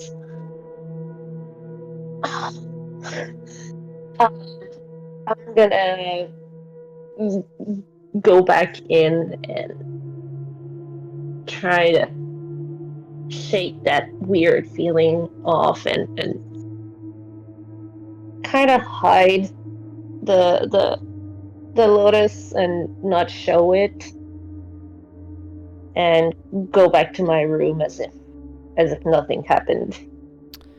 Okay. Well, you can add in your inventory a blood lotus, since you don't have one. You can even do a prefix that it is from Calyx. If you want to, just for fun. Yeah, just for fun. It's- Might have been someone else. Maybe Endo was just playing a prank. But yeah. And you step back. Anything you people would... Well, I guess first of all, you go into your separate rooms. Fiera, you go into your rooms. You can see Tila's there. She's currently napping. You see one of the attendants is currently sitting on a chair next to the bed, has a closed book on her lap, and she sees you kind of step inside and says, alright, I should take my leave then? Yes, thank you so much. We do appreciate it. No, it's quite pleasant actually. She's such a sweet girl. And she stands up and then kind of leaves. As you presumably all make yourselves to rest. You also see Endel kind of just go next to the bed, sit on the chair where the attendant was. Just kind of looks at his sister. Yes, and then kind of looks at his wrist. And that's where we're gonna take a quick break. 2 hours have passed. And At least he passed the save, so he didn't see anything too freaky, hopefully. Or else I might just lost my neophyta. lost or maybe bond forever, who knows. yeah, so we're gonna take a quick break and we'll be back shortly. Bye. And we're back. Back from the break, back in the game. Y'all are taking a rest and they're situated next to her sister. I guess Fiera, is there anything specifically you would like to do, or you just gonna lie down? Not today, no. Alright. Taking the day off. Yeah. I also made Endel's workout less extreme, but he still has to do a workout. Oh. He will complain, and he's like, I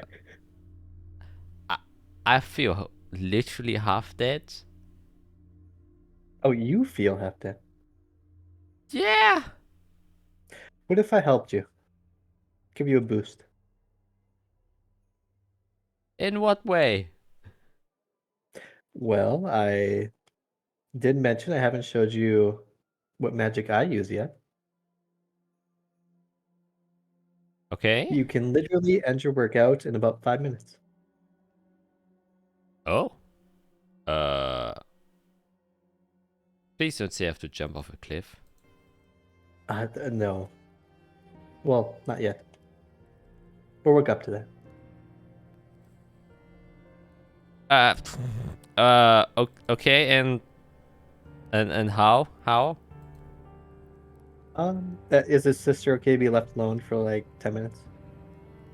I assume. Yeah. Yeah. Okay. Well, draw me outside.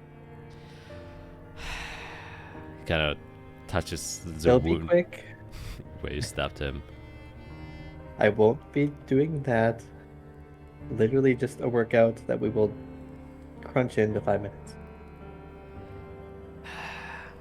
And he kind of follows you outside. What do you think the most powerful force is? Well, after witnessing that,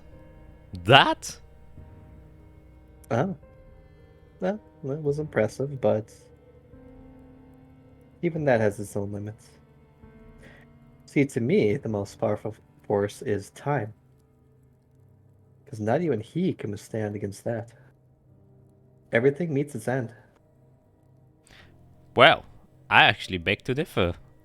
He has survived up until now, so it seems like he's winning. Well, one day maybe I'll have to make him meet his end. If nobody else will. I respect you greatly for that. So, time. Quick lesson. Imagine you're on a boat on a river, and you are flowing down this river alongside other people. Everybody has their own boat. Wait, Are you imagining it? wait. So am I alone on my boat, or am I with other people on? You are alone on your boat. I'm alone on my boat. There are multiple people, each have their own boat flowing down a river. Okay, yeah. Now, this river is named Time. Now, you start flowing on it from when you're born. Well, even before then, but that's a longer lesson. And now you flow on this until you meet your end.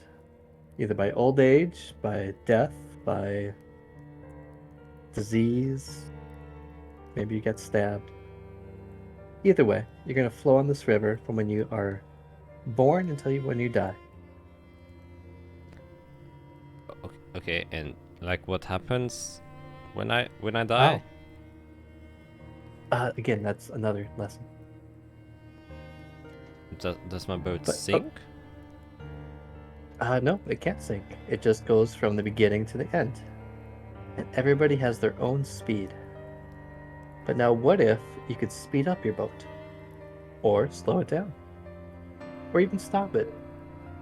Then you can do whatever you want on the river, while everybody else just flows by.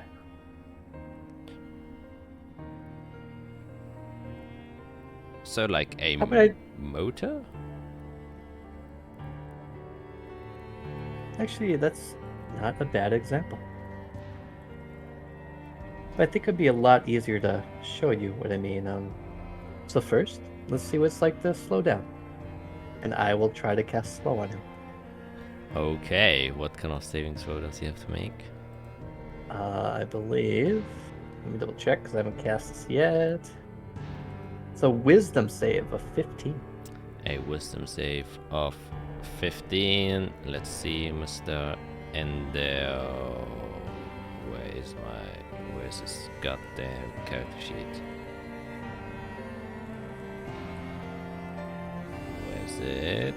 Where is it? Please don't say I accidentally named him Neon Fighter Turbo. Then I will. Where's... Ah, there he is. I didn't. I'm just blind. Okay, a wisdom... I dare you to pass it. I dare you. Saving throw. It comes. Oh my god. And there'll just be a bomb. Well, I'm not done yet. So as I'm casting the spell, what you see is around him, clocks start appearing, and then they start ticking. Tick, tick, until they slow down. Tick. Good. Well, you can see it, and you actually resisted, which is impressive. What happens if I push a little bit more? And I'll use Chronal Shift to make him re-roll that. Ooh. And the clock starts slowing down even more. Tick, tick. Let's go in there. Oh my gosh, he's my protege. What can I say? I'm actually impressed. He just kind of brushes us off slightly. He does feel the effects a little bit, but he kind of just instinctively puts it away. You know, you're made of something really unique. You took the lessons the other day, like you've done this before. Oh. Yeah, well, he has 2 levels of exhaustion still, so. Oh, gotcha. I presume that's a compliment? Sort of. I mean, yes. It seems like you're starting to feel the flow of time, at least. Well then, that's something I usually use on others I want to get rid of, but this I made especially for you. So let's see what happens if we speed up this boat of yours. And then I'll cast haste on him. Okay.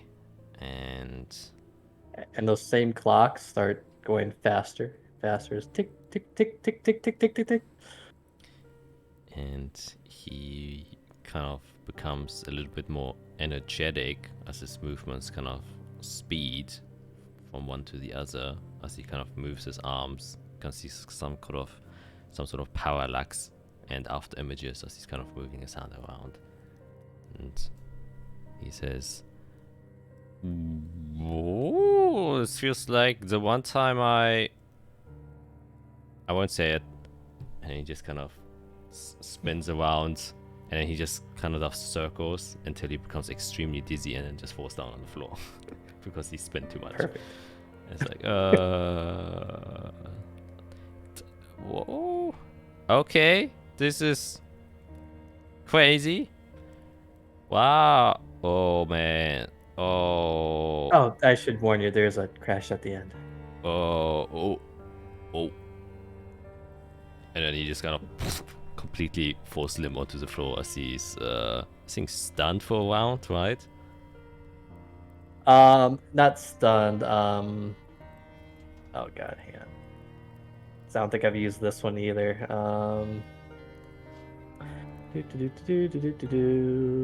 You just can't move or take actions. You're not under any effect, but you are very lethargic. Oh. Yep. Okay. And after those 6 seconds, he kind of picks up again. Oh, I feel worse. Right. So we need you to get used to this. As you've figured out, my magic has to do with time. So let's keep going, and I'll keep casting spells on him for a while. Okay. Fast, slow, fast, slow. I will let him roll to see if it will benefit Okay. him. Oh, okay, got you.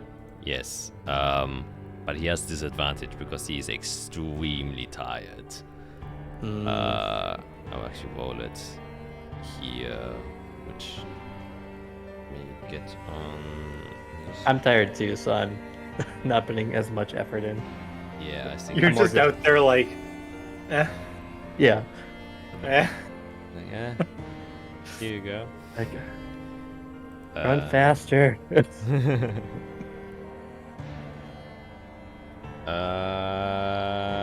And I will roll the wheel 20 for him. Here it goes. My protege. Oof, that's a 3. No. Well, disadvantage. Well, could have been a 16, but yeah, the exhaustion just probably like halfway through, like after even just half an hour, he just falls onto the ground and is unable to move anymore. And it's like, I'm gonna be honest, I don't think it's doing any good for me right now. You know what? Normally, I would say buck up. But no, let's go. I'm done too. Okay. I'll join you later. I will just stay here for a moment. And he just Sounds good.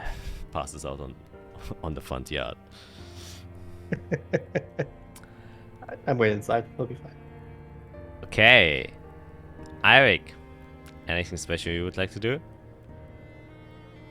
yeah, he's going to, as when he gets back to the room, he's going to take, maybe 15 minutes just to kind of completely decompress. But when that's done, he's gonna strip down completely and just like let his like entire skin just breathe.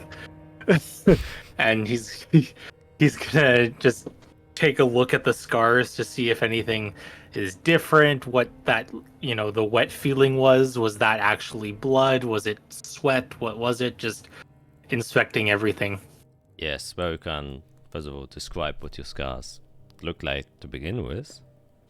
Right, so it's basically from just chest up to the neck, and then across, basically torso, like across the upper arms.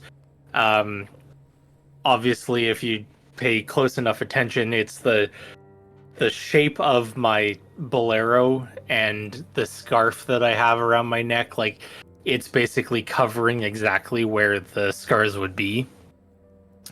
It's basically like alligator skin. Like, it's scaly, it's dry, it's crackly, it's burned skin. That just doesn't look like it's ever healed. But yeah, it's just, bits of, dry white skin and mixed in with deep burn, like red and brown. Just kind of, it's just this mess. There's no pattern to it. There's no, it doesn't look like it's, directed at any specific place. It's just kind of all across the upper body. Yes.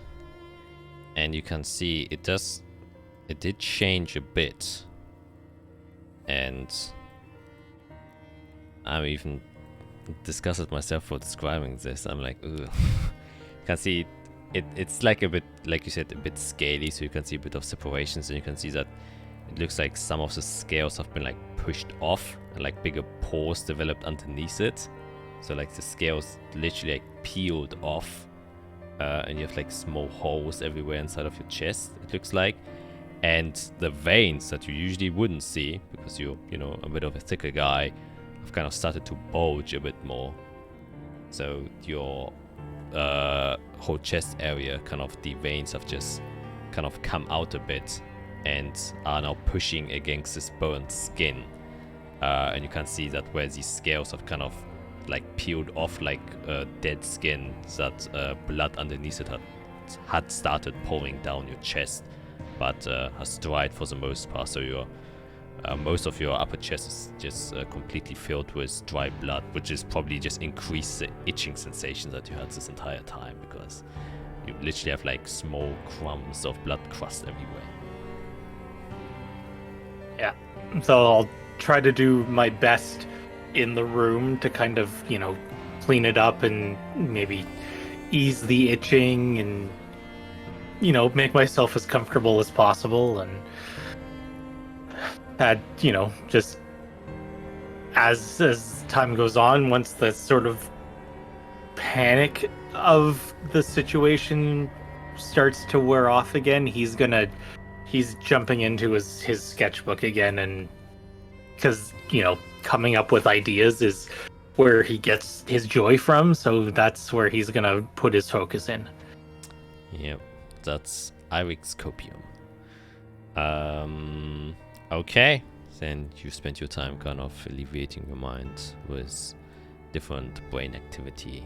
Very reasonable. And then we go to Isorel. Anything you do?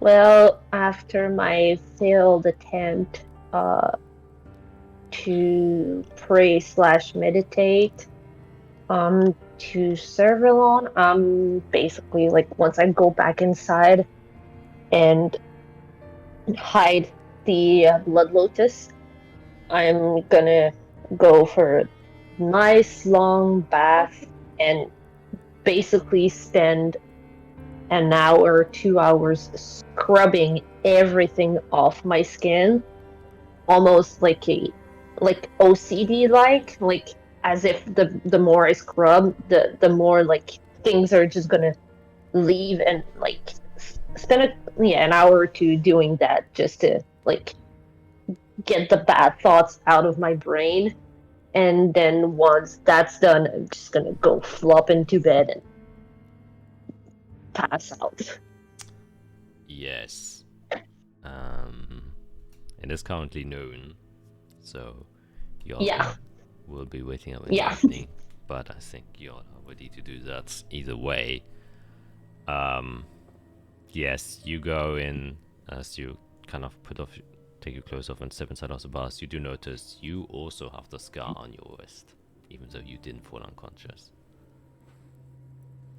So you do notice that, and as you put it inside of the water, you do see it does start to bleed slightly, as some of the water just kind of, you can just see a bit of red foaming around it.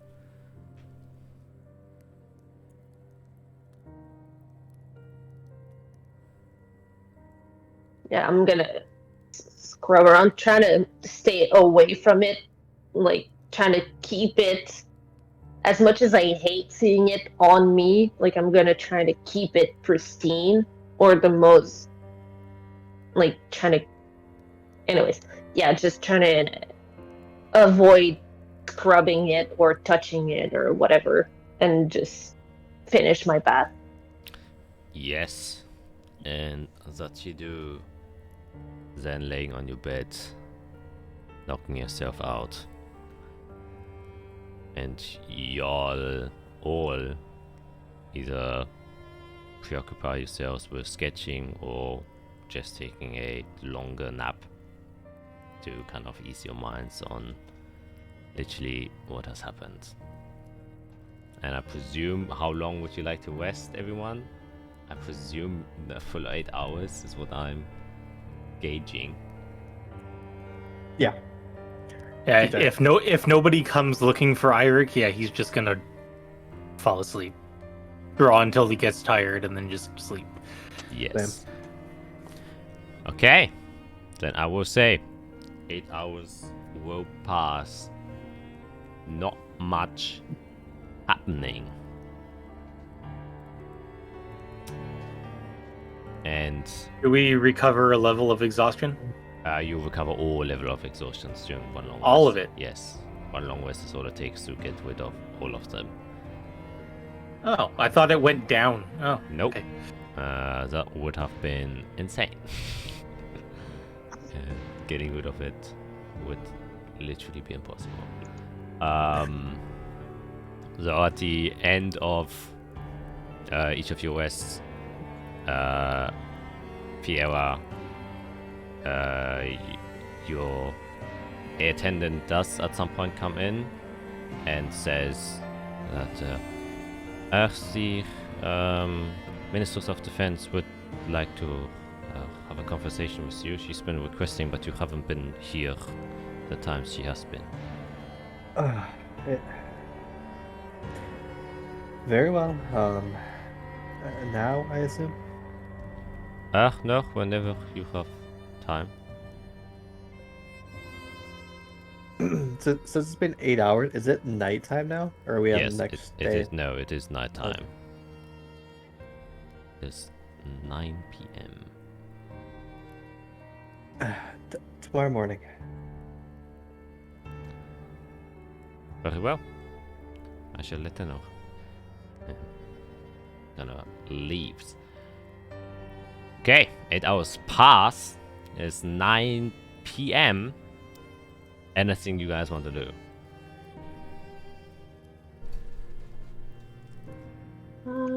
Just give me 1 second because I did take a long rest, so I do get to reset my freaking spells, and there's a specific spell I need for what I want to do. Yeah, I'm going through spells too. I'm just going through. I'm just going through my spells real quick. Okay, then going to my good guy, non-spellcaster, Mr. Eirik. Well, no, he is also one, but he doesn't have to go through all the... I'm not that fancy. Yeah, I just exactly. know everything I know. Yes, he's efficient. That is what I call it. What do you do when you wake up again? I ring the little bell thing and I call for a servant to come by.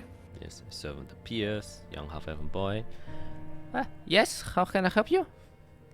I'd love just a nice feast of a dinner, please.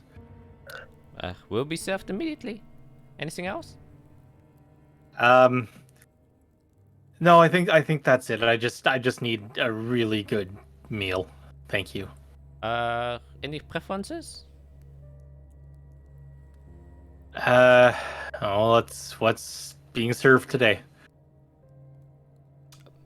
All right, then the chef's specialty. I will deliver that. Exactly. Okay. And she leaves. So well, and short while after, you get a large feast. And I will not describe every single meal you will get. You can just imagine it's some damn good food. Yeah, Can... that's all I wanted. And he's doing the whole like, I'm on vacation. I went to a hotel, got room service, sitting back, literally just like, there's pile of food on this side of him, pile of food over here. Yeah. Yep. Okay, the other two spellcasters, if they have chosen to serve, anything you'd like to do? I'm good. Yep. I guess first thing for me, do I have a mark on my wrist as well? Yep.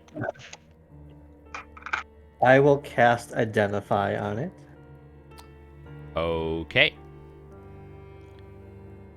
Technically, you would be casting it on yourself as a person, right? But because if you cast on a person, it does say you get information of any spell that is currently on the person itself. Affecting them, right? Yes. Yeah, okay. So I would cast it on myself.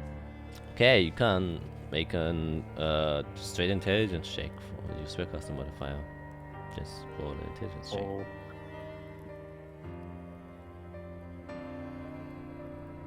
Okay. 8. Yes. The dice shows 11. Why does it say 8? Sometimes it's like cocked, but you can't see it because it's like a Oh. millimeter and for some reason it chooses a different number then. That is weird. Yeah. Okay. An 8. As you do that, you kind of... It's... Usually you get kind of like a field that surrounds the item, and then kind of the knowledge that it surrounds gets imparted onto you. But as you do the field over yourself, everything gets covered except for the symbol. It's almost like that your magic isn't able to touch whatever is on it, which is why it isn't able to identify it.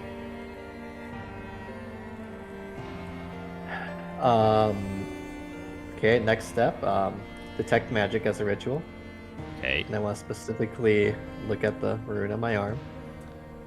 you do that. Can make another intelligence check.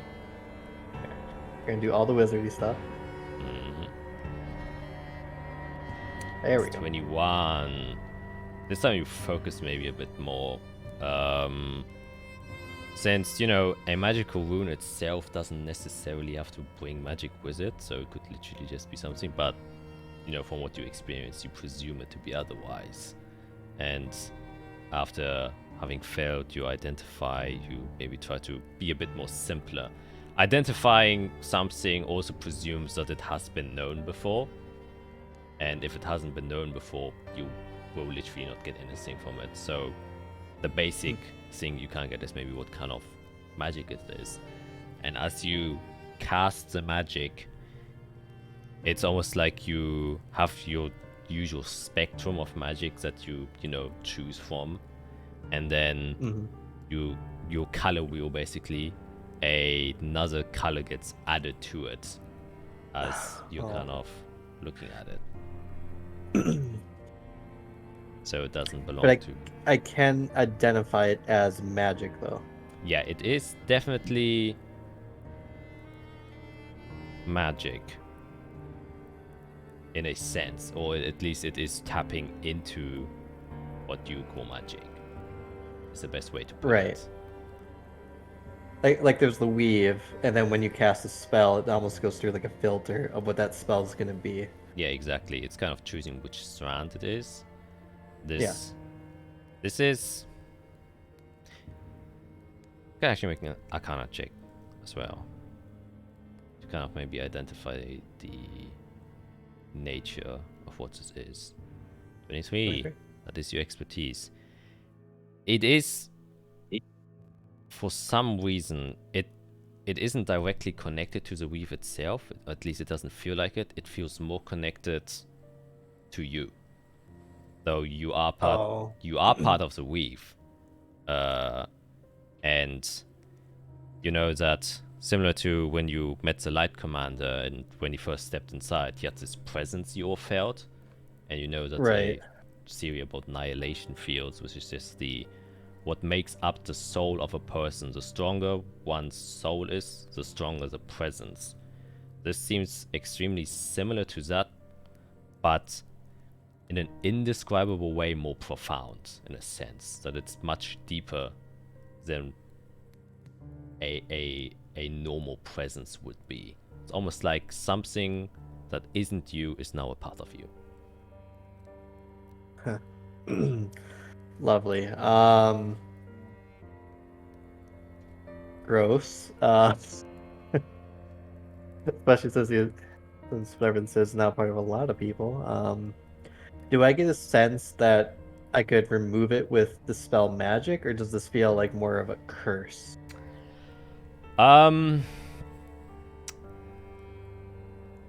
With a 23, I would say... I will actually rephrase what I just said of something not belong to you that's now a part of you. It's like you have a nut and there's an inside to the nut. The outside is a shell. This mark that you have has cracked one part of the shell and you can look inside, but you don't know what's inside. So it isn't... It is, from what you can guess, you can't probably dispel it. It is still magical in nature, so probably you need an extremely strong spell for it. Right, and it's not something I fully understand either. Yes. And with the 23, I will actually say this is the opposite of a curse. So it seems to be trying Oh. to lift something from you. Interesting. God, that's even more frightening. Okay, I'm just getting flashbacks to when we had that wand, and we were trying to like dispel the wand. We just Yeah. kept destroying ourselves. Yep. Yep. Like, ooh, do I leave it be? Do I let it do its thing? No, I don't really want to. I don't want to do it in the room. So I'm just gonna tell Endel, actually, I don't think I would have woken him up. I probably won't let him sleep in. Be nice. So I'll just make my way outside by myself. Where it's nice and alone and dark. Okay. Roll up my sleeve. See how many pearls I have left. So I think I'm running low. I have 3. Oh boy. Okay, do I want to use one for this? Kinda. Okay, well, first I'll put mage armor on myself. I don't know if that's gonna help. But I'm putting it on. And then, yeah, I'll cast Fortune's Favor on myself in case I need to pull in another reality to get help. And I guess cast Dispel Magic at 4th level, specifically on this effect on me. Okay. Then this will require another straight intelligence roll since you're kind of fighting against the source Alright. of this magic. So I got Fortune's Favor, and I have Chronal Shifts. We're gonna throw all the Shadowmancy if I need to. So intelligence check. Here we go. Yes. A triple advantage this guy has. 19. 19. That is pretty good. It is pretty good. But It'd be really hard to do better. It is not enough though, as you kind of feel the force kind of going inside of there, but it isn't relinquishing. It's kind of gripped strongly inside of you. And you'll notice, as you're doing this, I will give this for free, is as you're, taking energy from inside of you to try and dispel this thing, you're noticing this thing is also taking energy from you to try and stay alive. So it's kind of you countering yourself as you're doing it, because you realize this is a part of you. It's like trying to dispel your own annihilation field. Okay. If I'm feeling it, I guess build up and resist, would I be able to use Chronal Shift then? Yeah. It's just you weren't strong Okay. enough to overpower yourself, basically. My gosh, it's really hard to do higher. Okay, so there's Chronal Shift. I'll roll again as I try to kind of loop my Dispel Magic, so it kind of hits twice. 13. Nope, it is just staying inside of there.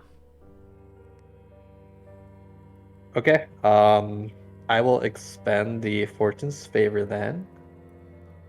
As I can tell, I can't get rid of it. I'm going to try to pull another self that's kind of like me.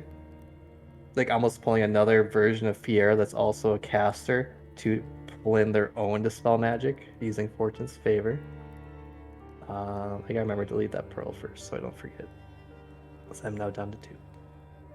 Boom. And last possible roll. Let's go. Yeah. A natural 20. That is Oh what my gosh. Shut we like to see. All the Shadowmancy. That's literally Just what Fiera's good at. Is time throw it and all reality. in. Throw it all in. Yes. And But is that enough? you take a different version of yourself to go and do it for you, because you're realizing you can't do it to yourself, because how?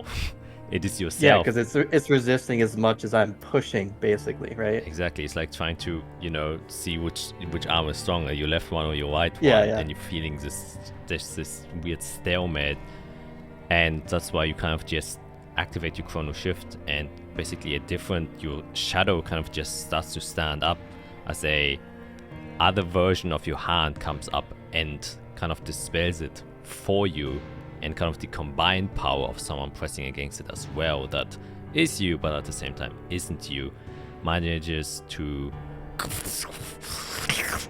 suck it away, and you can see that your skin then heals over, and like I said, it was like a cut wound that was always open. That's how it looks like, and now it's just a scar left over, basically a healed wound. That's what it becomes.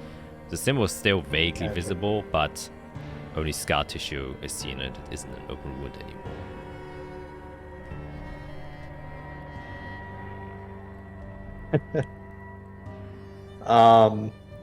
Yeah, Fier just has a big grin.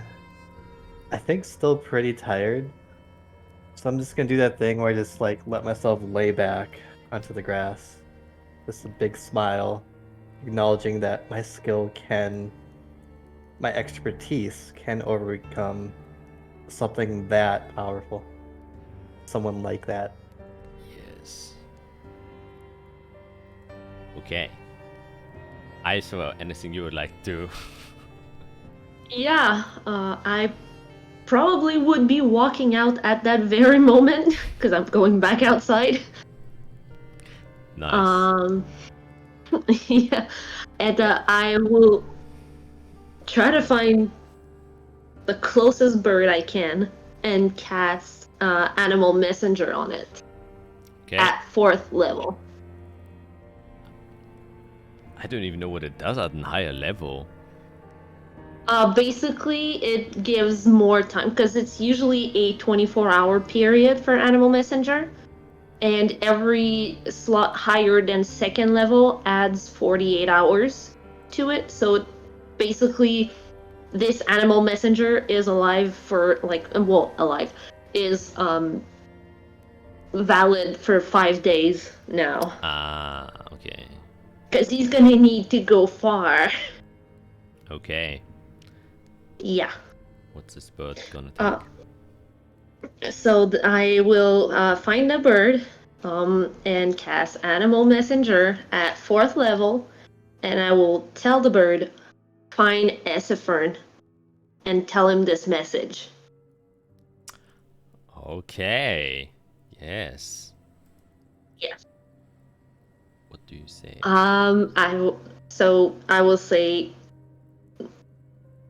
tell Von Fell,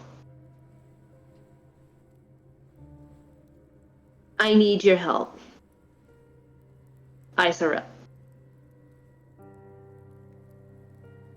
Okay. That's it. Brief and concise. I like it.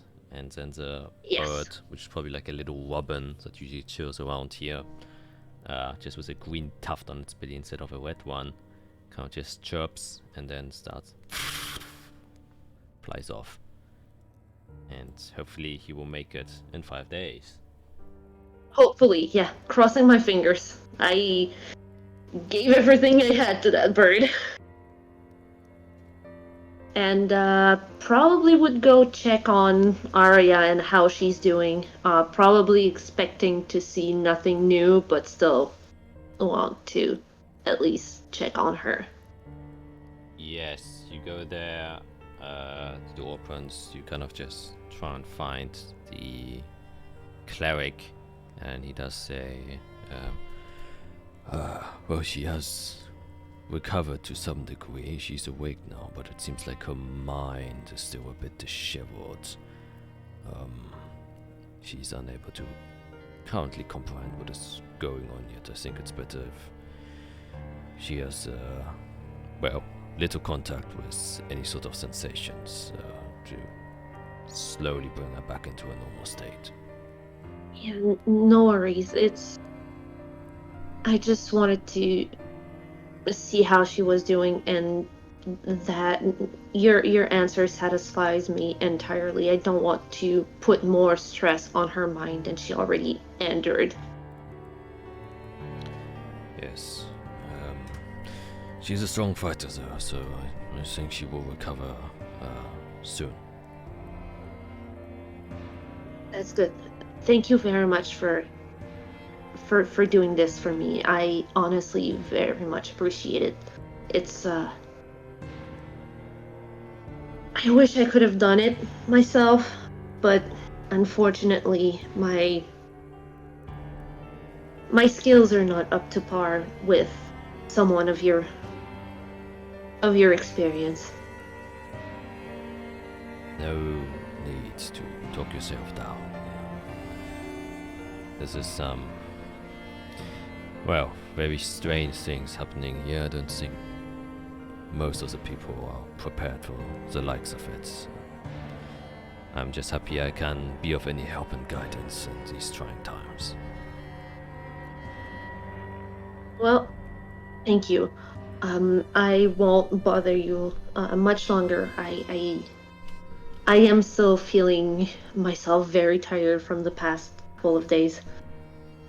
So, thank you again, and I'll leave back and sit down next to Fiera, who's in the grass, and just sigh and stay in complete silence. Yeah, I'm just laying, eyes closed, big smile. I think I'd at least recognize it's you. And after giving you a couple minutes, how's she doing? He's awake. The clerical man did say that she's not able to realize what's going on yet, but she's awake. Yeah, there aren't too many psychics from, well, home. Most people with abilities like that are purely divine. It's a little different, but we're still quite capable. She's always been the stronger between us two when it comes to the mind and the psyche and all that. She has been the mental fort in our relationship ever since we were kids. She will recover. I'm not worried about that. I'm only worried about the damage that's gonna be left after that. Well, time heals all wounds. So speaking of her, she is actually quite impressive. I think she has a lot of potential. But you may want to talk to her, about the, you know, the thing she's holding. Yeah, I was not aware she had that on her, because if I knew that. Yeah, she tried to sell them to a random boat salesman. In public. I'll have a chat with her. Thank you. I When the definitely time appreciate it. comes. When the time comes, when she's a little bit more herself, I'll Okay. have a quick chat. We don't need more trouble. No, And she can do what she wants, but I just don't want to get pulled in.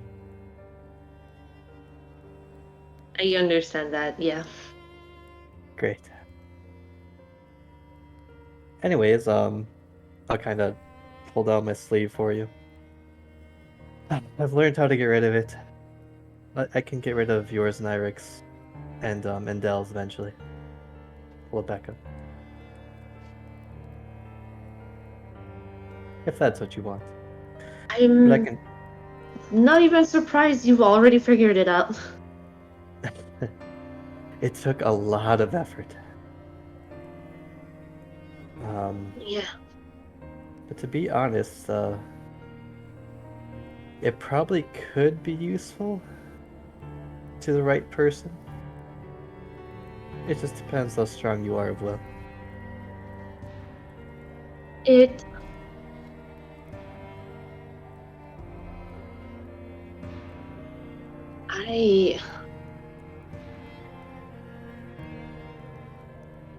I feel like this thing is tying us somehow to Calyx. Oh yes, it's very much I think a parasite of himself. Like he almost like fractured his soul and gave a seed to everyone. Did he talk to you?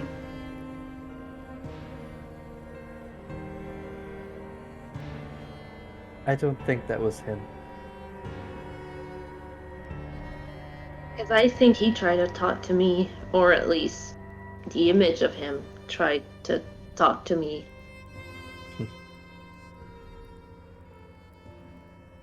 Well, rather than spoil it, actually, I think that's something you should figure out for yourself. If that version of him is real or not. I don't want to believe it.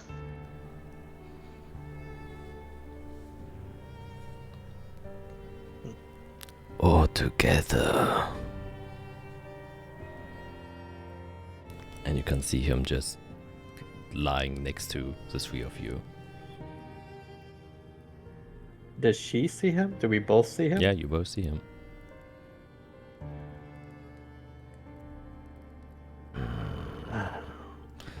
The night sky. It's not the real one, you know. I'd look at not Skit. Oh jeez. SOL. Izrael, thank you. So- Great.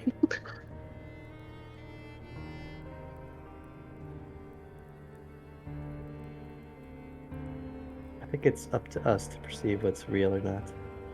Not to be told.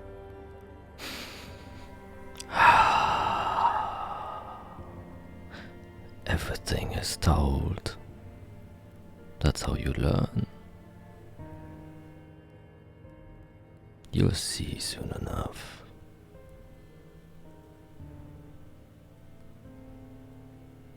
I'm gonna escape for a second, and I'm just gonna start fidgeting with Glamour's ring and be like, "Hey, buddy, you there?" Oh! Finally! I thought you would never talk to me again. I have made a few designs for you. Hey, this is not Arya. This is Isarel.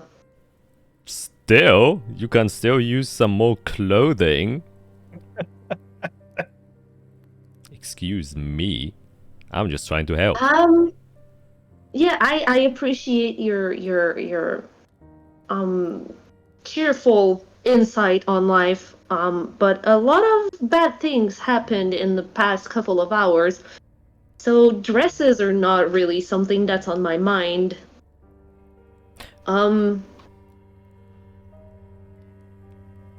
Have you heard the name Calyx before?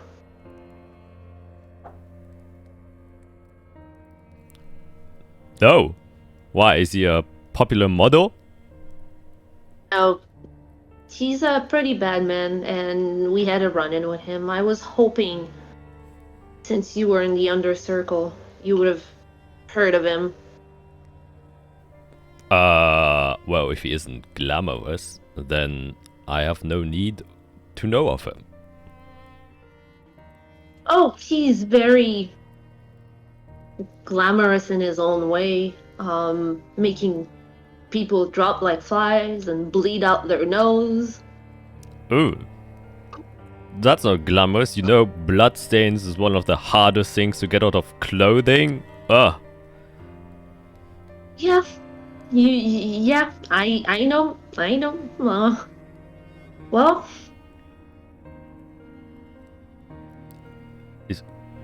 So your little ring here that allows you to have your soul into it, right? Mm-hmm. Would that type of magic or enchantment work if it was on a higher scale, like a tattoo on someone?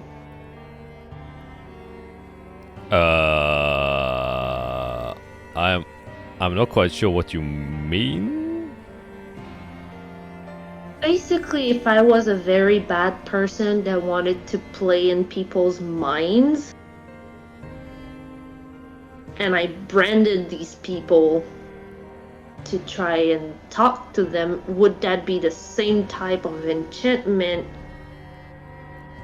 as your ring, or is that something completely different? Well, I do use magic for my own sort of leisure, but you gotta ask an arcane expert for that kind of specifics. I got no idea. I was just wondering. I mean, I guess everything is possible with magic. So, I don't know, maybe. Alright, fair enough. Thank you, Glamour. And I'll shut down the... Oh, well, I need to know what you ate today. Please. Please. I need to, I cannot allow myself to forget food. Speaking of eating, Dr. Fiera, should we Yeah, I'm ready should we to. get some food? Sounds good. Yeah, let's go eat. You both stand. I'd send a message first so I can catch up to you in a little bit. No worries. Okay, so Isabel, you go first. Step back inside. Fiera, what are you doing then? Oh. I think I'm too scared to send a message to my brother. I might wait a couple days on that. But I will send a message to let me get his name. To Timothy Bauer. Oh, okay. Oh, you're lagging for me. Uh-oh. Or is that me? I presume it's you? Everything's fine on Oh, my it's end. back. Hello. Weird. Yep. Okay. So yeah, to Timothy Bauer from the Golden Bow Guild. So I'll cast Ascending and say a warning would have been appreciated. If you wish to repair the bridge you just burned with me, pick a time and place to meet tomorrow.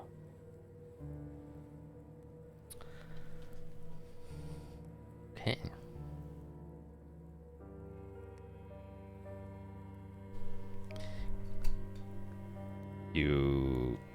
It takes a while before the answer comes. Mhm. In fact, I would think well for it. You hear. Apologies. I am not quite sure who's talking to me right now. If you could identify yourselves.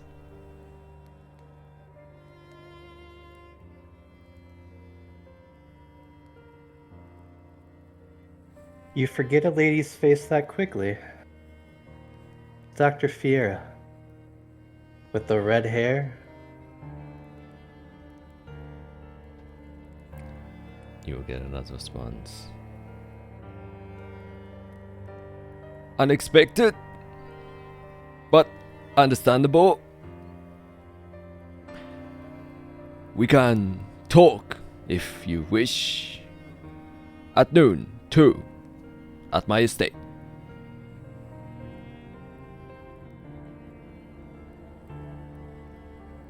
Do I want to send a response?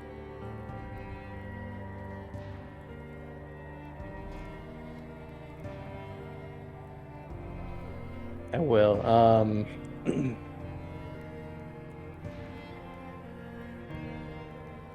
Very well.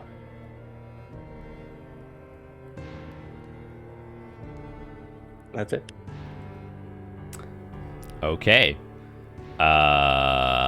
He won't respond. Then I'll join her or join Azrael inside. Some supper. Yes.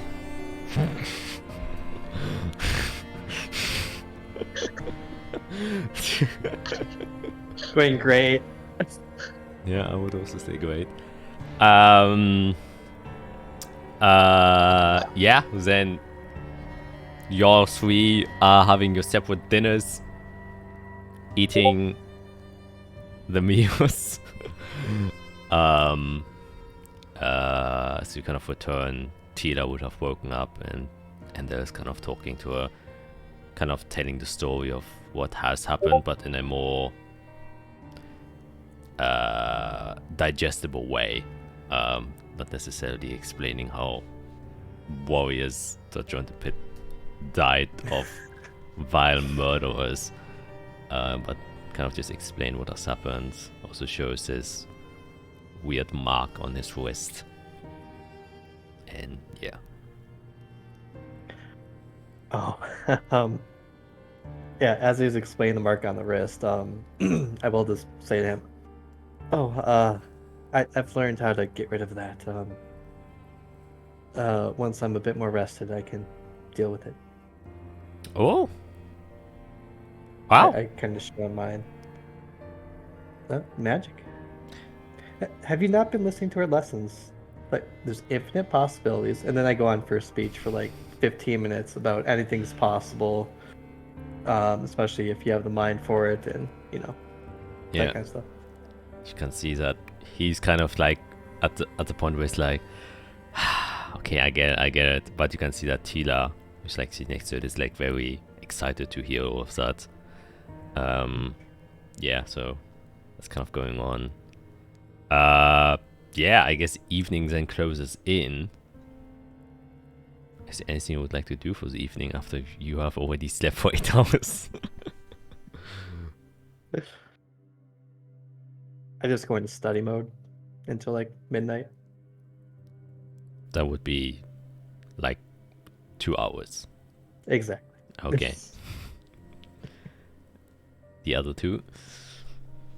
I would like to spend some time working on my new shoes. Yes. The Heelys, and they have to be made. I guess in the time you could easily finish them. Brilliant. So you got Heelys now. I do have Heelys.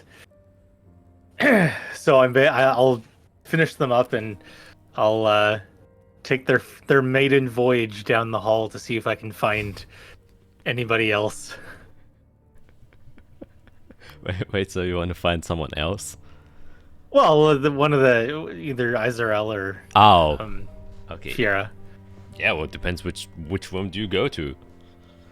I'm just gonna be in the hall, going back and forth, trying to learn how to. Okay. Well, you can give me an. That would be an acrobatics check, since it's basically kind of a more dexterous activity. It's a 10. It is okay. It's you have having a bit of problems balancing yourself, but it's okay. You fall one time as you try to wheel yourself on the carpet, but then your rolls just get stuck at the edge of it, and then you kind of just stumble down on the ground, almost hitting one of the maids that is like kind of running through, and she's just like confused, like, what the fuck is this old man doing? Well, not old man, but middle-aged man doing on his shoes. And as you kind of go down the hallway, once again she is extremely confused on what is going on this specific floor with the people that are staying here. But Yeah. Well, I will say for your Heelys, what they can do is during combat, if you wish to, you can, if you say that you have them equipped, you can make an acrobatics check, and if you succeed on a DC that I set, you can avoid getting an opportunity attack. Oh. Yes. All But right. if you fail, you fall down and are prone. All right. You have to practice. Yeah. Those are the Heelys. Yeah. Just wanted to make something fun of it. They should be God's item. Who knows? Maybe the next time you upgrade them, you get just plus 100 damage, just because, you know. If I paint flames on the side, does it make me go faster? Yeah, exactly. Yes. Get like a fire chrysalis. Oh, So flames are shooting out the back. Yes. There we go. Yeah, rocket Turn it into skates. those shoes where you walk, they like light up. Oh, You can have light up Heelys. Oh, you could probably dang! do that. Yeah. Man, he's running the meta right here. Holy shit. Do those even exist? Light up Heelys? Probably. They should. If not, then here it I'm is. pretty sure they do. Oh, dang. Oh my I god. think I've seen them. Yeah. Then Irik is maybe thinking about lighting them up. Just to have that extra drip. Gaining advantage on any performance check he will then have. Okay. Yes, Irik, you test out your Heelys. They seem to be working decent, as long as you can balance yourself on them. And I guess Fiera and Isa, you aren't doing anything special for the evening? Mostly just probably thinking, meditating, like offhandedly, like meditating, more like Yeah. just, clearing my mind basically. So nothing major. Then we can kind of just let you all go to rest a second time immediately after another.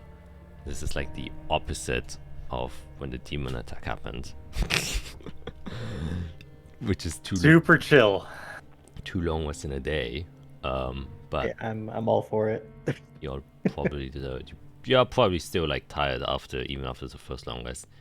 When you get so exhausted that you kind of accumulate some sleep debt, and now you just kind of trying to get rid of it, paying it off. Alarms everywhere. Door, window, both beds. Very well. And yeah, nothing happens during the evening. Evening passes by casually. You all wake up super rested, or maybe too rested and feel sluggish because you slept too much. That's how I usually feel. Worth it. I used all my, so I'm good. Oh yeah, true. And yeah, you can try and do whatever you want. So, you guys had double long rest. I had quadruple long rest. Yeah. I forgot My about God. that. God dang. Elves. So broken. Yeah. Then in the morning, as you're all waking up for the second time, Fiera, you do hear a knock on your door. Oh, the meeting. Right. I'll gesture to Endel. Burst summoned. Go to the door, open it up. Yes. And you open up and you see a figure who only has one arm, an eye patch, white flowing hair behind her, and you see the Ministers of Defense. So it seems like she has lost an arm and an eye. And she says, well, I guess a long time no see.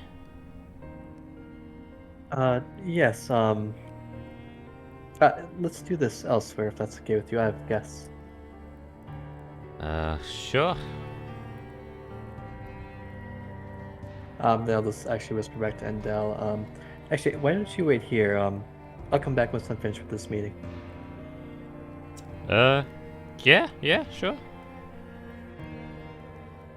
Very well. Grab my stuff and. Are you up for a walk?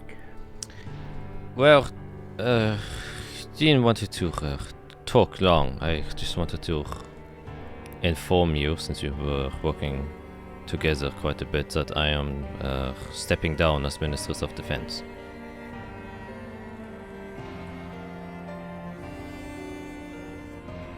I see what her immediate motion upon saying that is. If it's like sadness, relief, anger. We'll make an inside check. Insult. 18. It's a mix between disappointment, a bit of anger, and also a tiny bit of relief, just probably because of all the, well, stress she's been through.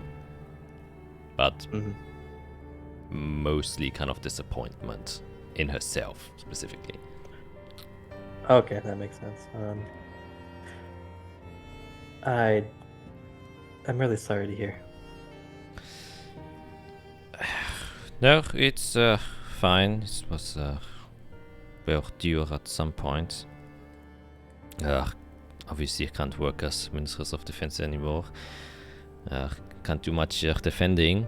Kind of gestures to her lost arm. Well, I would say that's an unfortunate viewpoint. There's ways to. I mean, I guess it depends what you want to do, but there are ways to be whole again. Yes, no, but after, well, my obvious failure as the Minister of Defense, not foreseeing a demonic attack on the Roleplaying, I have no excuses I can say to keep my position. I think it is only fair that I step down and let someone else take the place. For I obviously have failed in every way that I could have. Chrysalis has been stolen, a Duke has died, 2 Dukes more have died, and 2 children as well. So truly, I don't think there is no need of me anymore. I see. Well, I do hope you find peace after this, as well, what's life without it?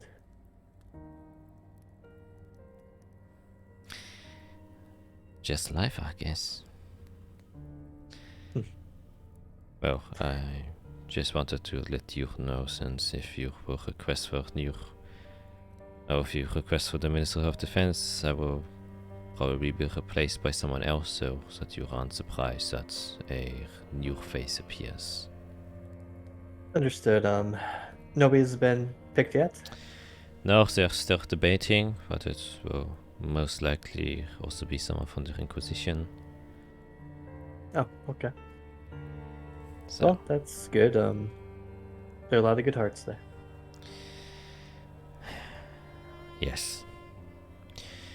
Well, I did not want to spend too much time informing you about this. The last thing I will say in my last day as Minister of Defense is other Inquisition member will soon meet with you. I think Arya has already been informed, and he will meet soon with you. Oh, unfortunately, we had a run-in the other day that was quite severe. Arya is injured at the moment, but she should be mostly on her feet soon. I guess I do plan to keep in touch with her, so yeah, I guess I'd look forward to it. But we could use more help. Yes, he is a reliable man, that at least I can guarantee. The exact type I'm looking for. I guess, can I ask for advice before your goodbye? Well, it depends. If you wish to protect the high plains, I don't think I'm the right one.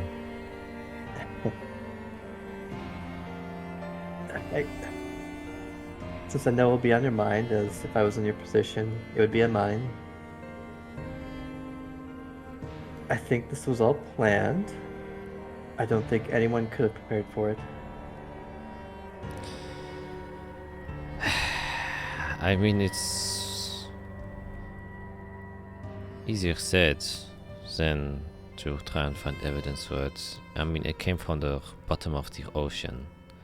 I don't see anyone having the capabilities of pinpointing a demon to a specific location to attack.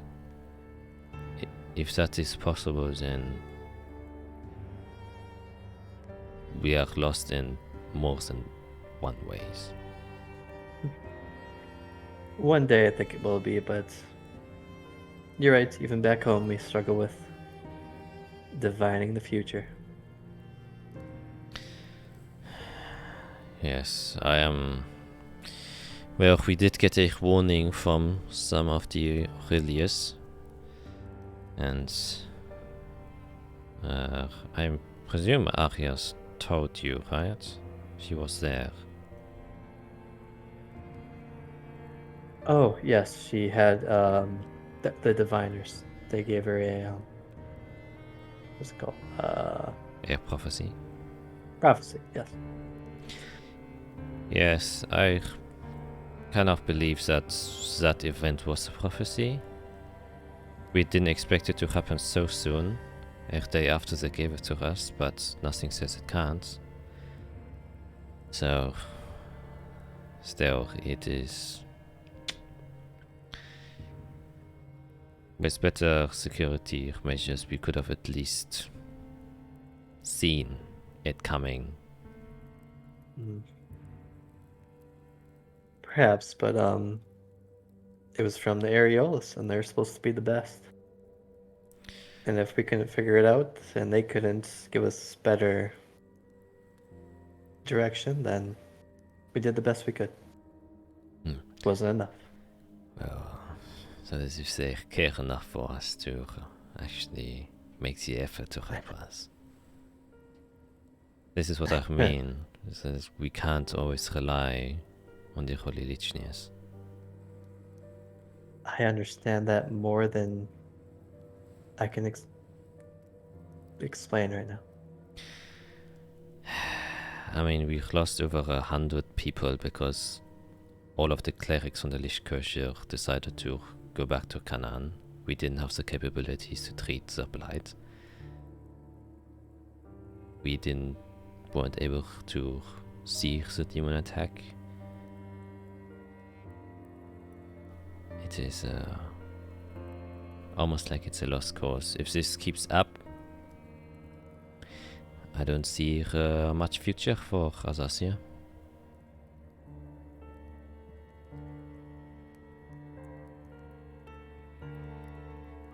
There is hope. But you're right. Maybe it's not in the light. Maybe it's not. Maybe it is in something that we were discussing for a long time.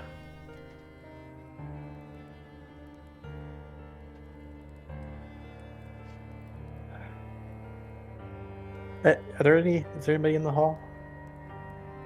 Currently, no.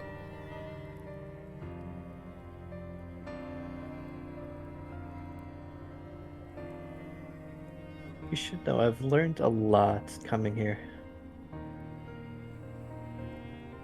I think one thing I've learned is that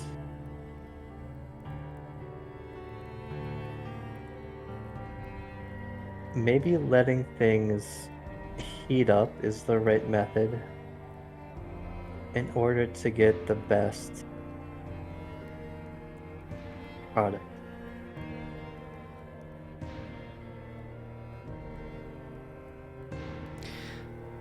I believe that is exactly what the people are trying to do.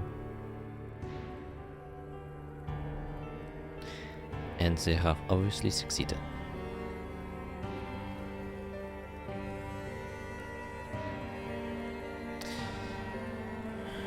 Oh, I won't keep you anymore. She nods and then just steps away.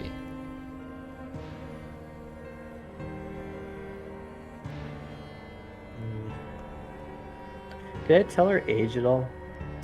She was like a younger drow, right? I mean, younger elf. I don't even know what that means, but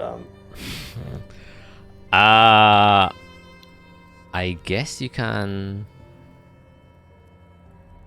make a. Well, you already did an insight check, so technically it would be under there. Looking at the age, let me remind myself. No, she wasn't younger. She was a bit older. She was like middle age, you would guess. middle age. Okay. Yeah. That's sad. Okay. Since it's morning, I know Izrael's gonna be up. I'm just gonna send her a message since she should be close enough by the rooms. Hey Izrael. I have a meeting later today, but the ministress is stepping down and will be replaced soon. So we are losing another contact in the High Plane. We should discuss our plans later today. Maybe after my meeting, I should have a new venue we can go through. And you can reply.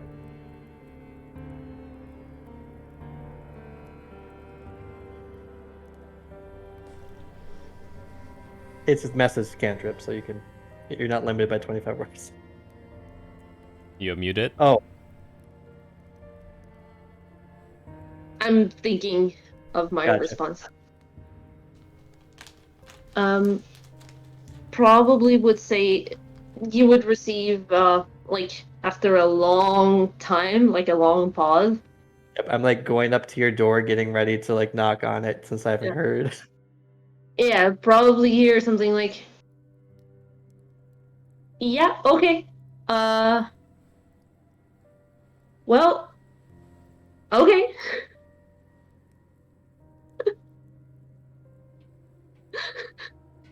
And Okay. that's all you hear. Oh, and I'll try to get rid of that mark tonight if you want.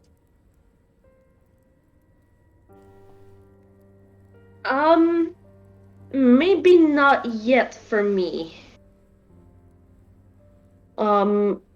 Because and I'll kind of open my door thinking I would like go and talk to you in person. Yep, and I've like just turned, so you see my back. Awkward. Oh, this Yeah. is, yeah. Good morning. Yeah, about that, Mark. It seems like I wasn't affected the same way you guys were. So I kind of want to study it a little bit before getting rid of it, but I definitely do want to get rid of it. I might want to test a few things before we try to take it off my arm. I think that's a good idea. I do think my experience was unique as well. It felt like he drew from my own power and was making something with it that combined with his own. So maybe you'll have something unique as well. That's what I'm wondering. From what little snippets you told us, and from what little snippets Eric told us, it seems like you guys had a completely different experience. I don't know if Andal had an experience as well. He's marked, too. Right. Yeah, I don't plan to So let him keep that, but yeah, I'm just curious, like how it's affecting all of us okay. Oh, do you know if is all. Eric went back to his place, or is he actually? Hang on. And I'll use the message cantrip toward Isaac's room and just see if he's there. Hey, are you here, or are you at your place? From literally behind the next door over, you just hear, "Oh shit!" Oh, he's here. I think he's Perfect. there. Great. Well, I'll meet you later tonight. Actually, I'll just go knock on Isaac's door. Hey, can you come up for 1 minute so we can plan our day? Yeah. Just get my stuff ready. Open the door. Unlock it. Totally. So quickly, Jennifer's stepping down as Mistress. We'll have a new contact eventually, but that means we have one less person we can actually talk to and trust that we know in the High Plane for this big mission we're on. Today I plan to meet with someone around noon. I'd prefer to do it on my own. So if you guys have something you can do for the day, that'd be lovely. Then we can meet tonight. Also, I can get rid of that mark whenever you like. Or if you want to keep an experiment, that's fine with me too. Oh, good morning. Yes, morning. That's a lot. I don't quite know what to do with any of it. I don't. Okay, as far as the mark goes, Yes. I don't really. Let me get you a lowdown. And then I'll start repeating what I've told Azrael, that it's probably a part of Calyx that he fused with us, kind of like a parasite that feeds on our power, and it's probably become its own thing of a fusion of each powers. That's becoming its own thing, but also part of us. And a part of his soul might be in it as well. Awesome. Yeah, that's what I wanted to hear. So it's only dangerous if your will is not up to snuff. Otherwise, it might be a boon. Yeah. Yeah, okay. Think on it. If you don't want it, I can get rid of it. Tonight, not right now.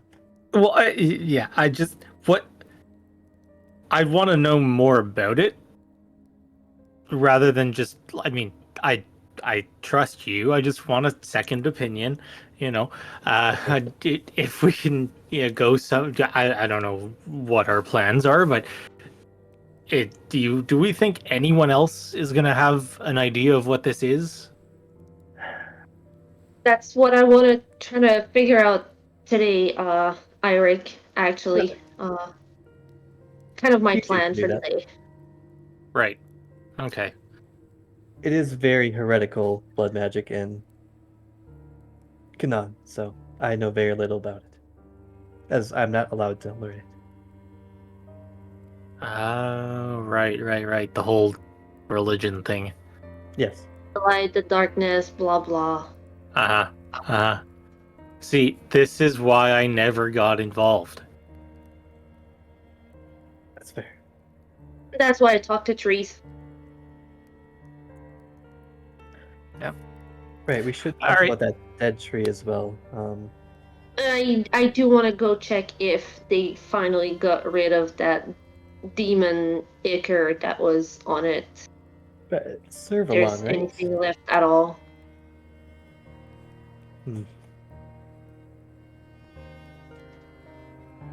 Okay. Well, if you need me, I don't know, you can find me somewhere, but I'll be busy today. Good luck, I guess. Don't die. Please.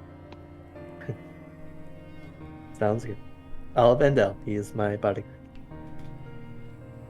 Yeah. He's actually doing quite well in training. Although he Well, did that's grow good up. for him then. He threw up multiple times last night, but that was my fault. Also, kind of understandable though. It's not Kind of a lot. Yeah. All right. Well, you both have a good day. I'll check on later. Yep. Okay, then I guess staying with Eric and Icewear for a bit as Fiera makes her way out of the door. What are you two guys and gals doing? So, I just want to be clear here. We lost another person, another contact. So, like, the entire higher circle of Sunanir is slowly coming crashing down, one after the other. And so here's my thing. I think we're on a fast track to somehow being ultimately responsible for the high society somehow. Like, I feel like we're doing everybody's business and everybody around us is disappearing. Are we gonna end up being like in charge? Is that something you would like? No, this then is we'll make sure. Then we'll make sure it doesn't happen. okay. Because it just seems strange to me that no one else around us is seemingly doing anything about any of this. I mean, I'm sure they have their own things, they're doing whatever, and obviously there's meetings like she's going to, but Politics. Politics is a lot of sitting around and talking and having meetings to talk about talking about meetings that are about talking and pushing papers and moving chess pieces, and we are the chess pieces. We're being pushed around by the people up there. right. All right. Yeah.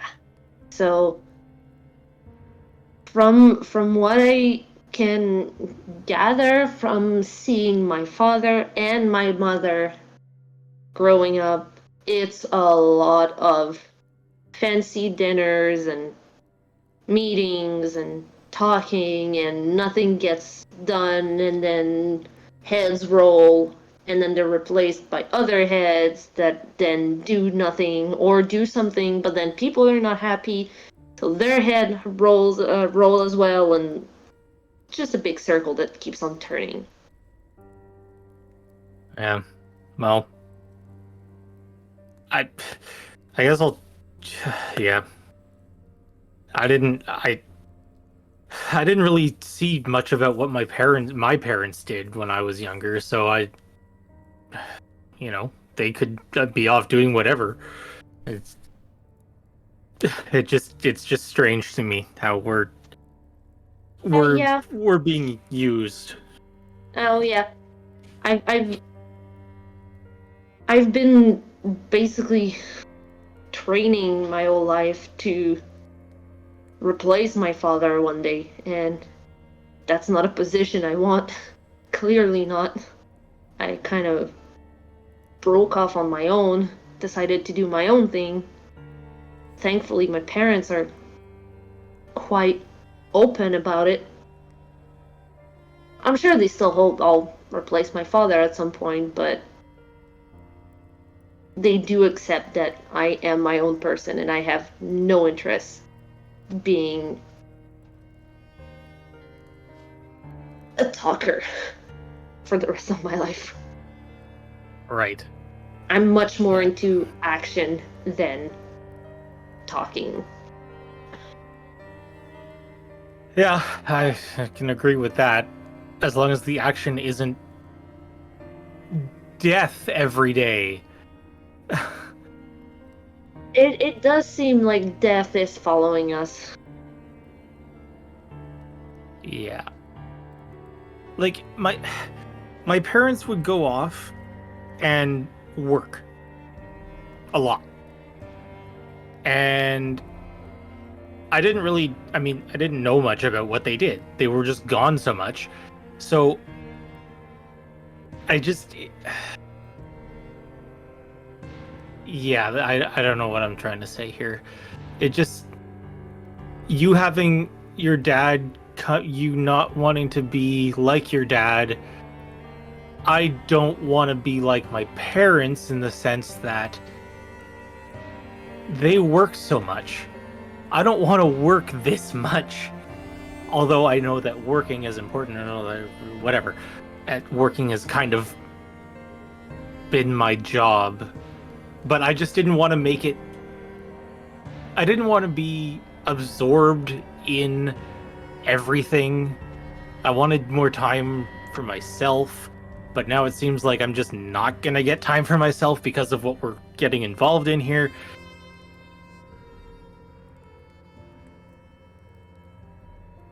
Yeah. Yeah, I understand. It's a hard thing to navigate. I've had this single goal ever since I went off to school, and I've been so focused on it that even my downtime, even my personal time has been geared towards that goal. And it's the only thing I can think of, and it's the only thing that matters to me. And so I don't see the need to do something else. But then if you need time not thinking about this, then you should take the time to not think about this. Yeah, but this is the problem, is that I think I'm now too involved to almost... like, I almost feel like I'm not allowed to take the time now because of how quickly we have been implicated in this. It's only been a handful of days, and we've nearly died a bunch of times. People that I used to work with are either mysterious and I have no idea who they are, or they've gone and disappeared and I don't know what they're doing. They could easily be working for the bad guys. Grand scheme of things, there's just so much going on in my brain and in front of us that it just doesn't... I don't see like a way out. Well, then maybe today should be your day off. Take some time for you, and I'll take care of trying to figure out what this thing, and I point to my wrist, this thing is, and gather some information, and you take some time to not think about everything.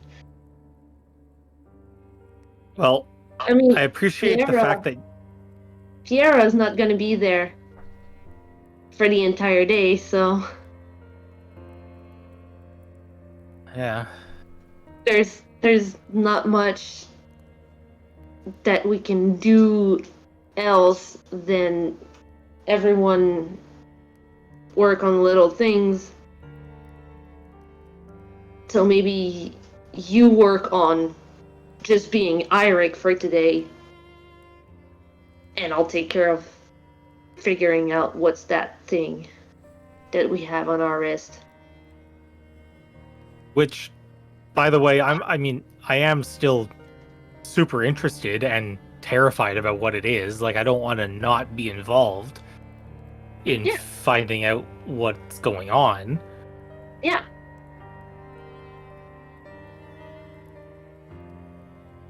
Yeah.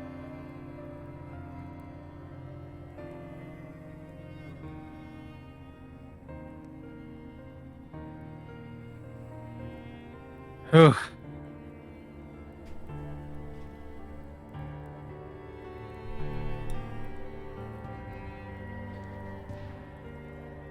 Well, for now, is there anything we can do in the time, at least right now? Like, I don't really have anything on my mind to take care of, so. Well, we should probably figure out who here would know about blood curses and blood magic.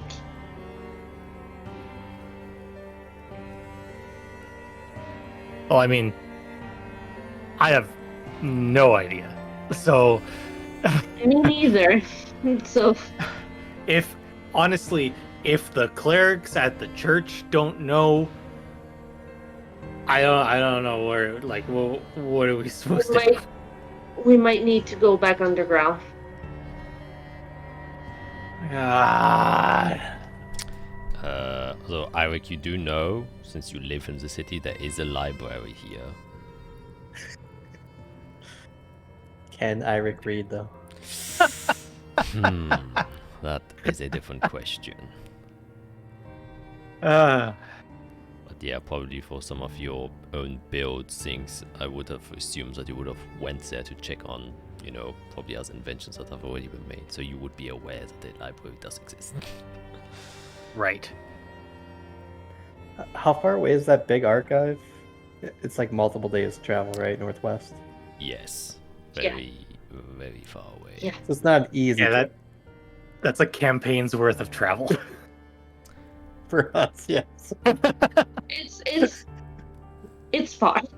I mean, Campaign 3, getting to the archive. It's not that far away. Let me see. I think that's almost. I mean, in campaign 1, you guys traveled a lot. We did. In circles.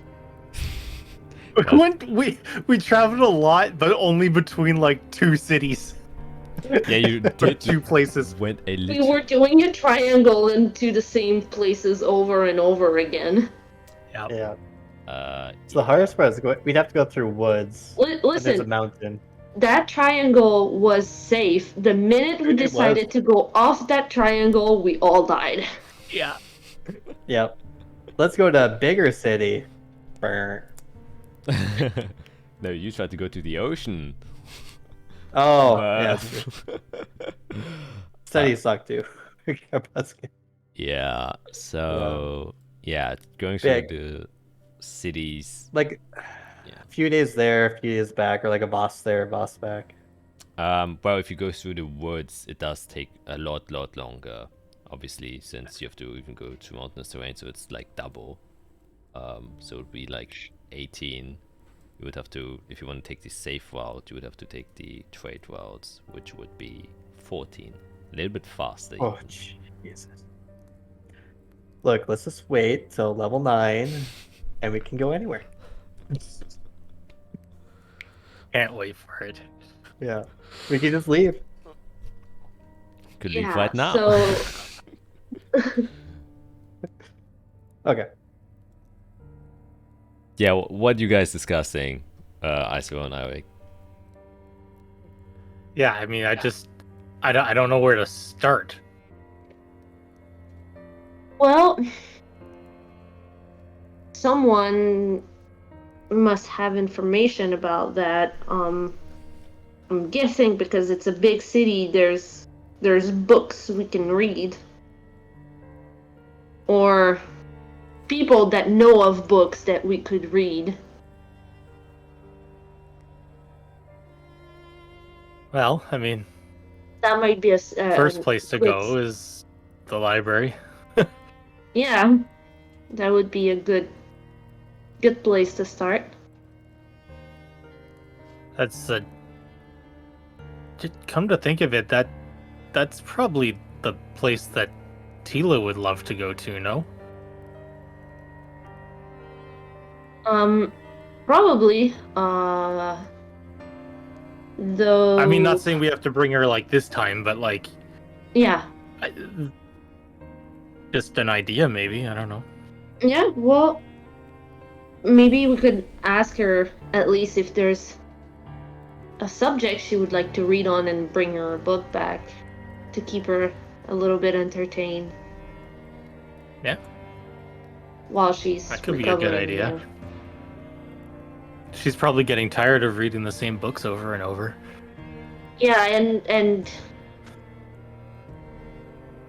I'm guessing Andal either stole those books or bought them with his money, and I would not want him to keep doing that, so maybe getting her a book would be a good idea. A nice little something for her.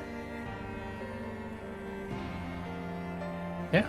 I guess that solves that issue. That gives us a place to go.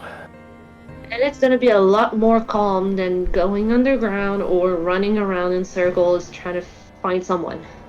Now you are thinking like Eirik. Great. Sounds like we have a plan. After breakfast, though. Oh, sure. Yeah. Okay. Then you step back into rooms, order some breakfast, and feast for a bit while we follow good old Fiera off to.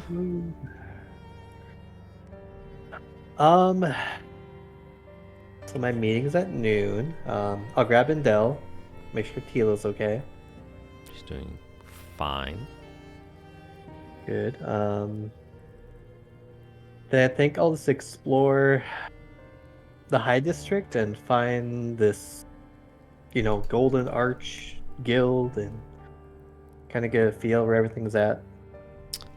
Okay. Yes, you do remember one of the guards saying he's in the Saffron district. Shit, now we can Is return that right? back to the map, and if you would just ask around, you would easily find that it's this area here. If there isn't a guard named MacDonald at the Golden Arches, I'm going to be very disappointed.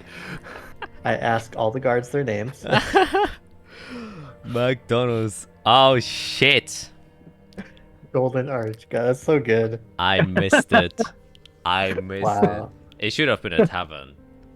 Oh, the McDonald that has like a golden painted arch. Yes, and There you go. a wet building at that. Yeah, like it's like a barn. Oh man, great opportunity missed. I'm sorry. No. And on the bench, there's a traveling clown with yellow clothes and a red wig and white. Yeah, a bard to accompany you. Yeah, but oh my God, McDonald the bard. That's good. That would be such a good character. He just I gotta write that down. Like a one shot or something. Jeez. he just casts dominate person on everyone he sees, so and forces them to eat his burgers, and they'll become addicted. And he has conjure food, and he only conjures burgers and fries and milkshakes. And chicken nuggets.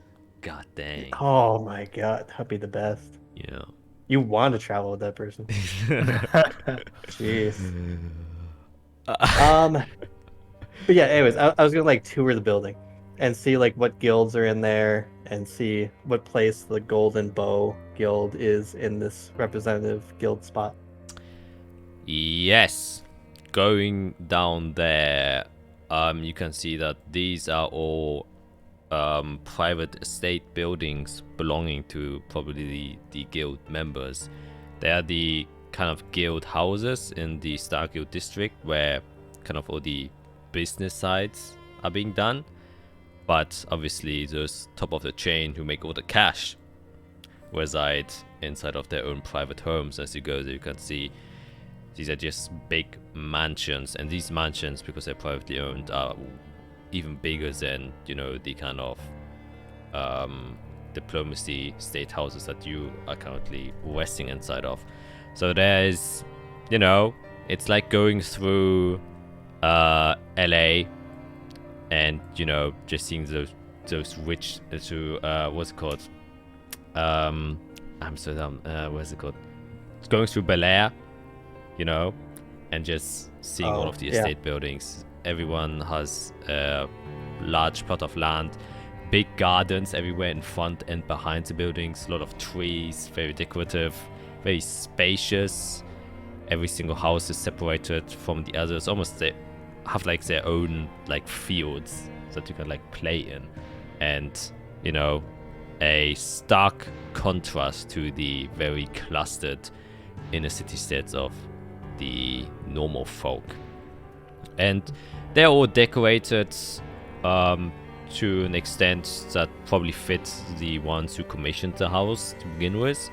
So they each have their own flair to them. You can see some have a more focus on masonry, while others have some built-in timber structure to give it a bit more of a mix in color. Though the most prominent and very obvious one that you see, and by far the largest building, which you can even see on the map itself, this one with a very almost, it once again it reminds you of the Holy Legionnaires because very white bricks that are being used. And as you get to there, you can see it is surrounded by a gate and a white wall that separates the outside from the actual privately owned estate. And you do see the front gate is made out of what seems to be like a gold-like material, whether it's coated or it's made out of actual gold. Probably would have to investigate that. This guy. But you can see that the top arch of the gate is formed like a bow. And with a bow, I actually mean a bow to shoot an arrow with that makes up the arch of the top gate. And you do see that there are currently 2 guards, very obviously privately owned. They have like the normal guard attire of, you know, the Zunania guards. However, their color scheme is white and gold. And once again, it reminds you of the Holy Legionnaires, though, you know, Holy Legionnaires guards would have way more armor. And they're just kind of currently standing there. It's just the scheme he picked. Yep. Okay, before I approach the guards, I'm kind of not like scoping out the building, but I'm definitely gonna look around almost like a tourist, as I'm actually quite impressed and kind of just, you know, just walking and looking clearly in front of them. Yeah, and they're actually nodding. Well, as you're kind of walking around there, he will actually go and say to you, well, before you go meet with him, last time I met him, I got some, you know, weird vibes. Very weird vibes. You mentioned that. You said he was quite nervous? Yeah, nervous, anxious, just, you know, just... Felt like he knew me, and he definitely hasn't given me that vibe, so he's keeping it close. Yeah, I think he was nervous because he knew you. Like, oh. That's interesting, because I've never been here. I know my mother has. I assume my father was here at some point. I mean, I guess I'll have to find out. Yeah, but at the same time, like, you kind of make yourself known, you know? Like, I know you. I definitely stand out, yes. Yeah, so... So, like, fix my hair. Yeah, I'm just saying maybe... I think we gotta be careful. I don't know, I just get weird feelings from the... I don't trust high society members in general. Okay? True.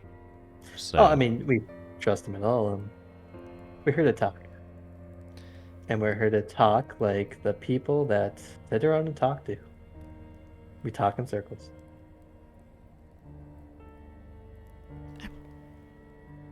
Oh. He's just confused. I know what to do. Obviously, can I say I had mage armor and alacrity, as I'm just going to do that like every morning for the rest of my life. Yes, sure, of course. Okay. Never gonna change that. Just every day, memorize those 2, cast it in the morning. Yep. They both last 8 hours, so. Then eventually I'll walk up to one of the guards. Well, morning to you. You can see there's one on the left side, one on the right side. One on the left seems to be a male high elf, and the one on the right seems to be a female high elf. You know, approach the male high elf, kind of then, you know, nudges up. He was kind of leaning against the wall, but kind of fights himself up and says, Yes, what can I do for you? I have a meeting today. I was hoping you could open the gate. Right, and your name would be? Doctor, not Doctor Finderdays. Doctor Fira. Dr. Fambiles, that's a new title. He's kind of then just looks to the other guard. Other guard nods. Right, very well, we shall accompany you inside then. And then he just kind of goes to the gate, unlocks it, opens up. Normally you would expect a squeak from the gate opening up, but it just without a sound, and it's almost like uncanny valley. It's like just weird. And Can I tell if it's mechanical or magical? yeah, make an investigation check. So I know how high this guy goes with his stuff. 13. Probably would have to get a closer look. You don't see any enchantments on immediate glance. You probably would just presume he just oils his gates. Okay. That's probably a lot cheaper. Yeah. And, you know, swings open, and one of the guards stays behind, which is the female. And the male kind of just accompanies you.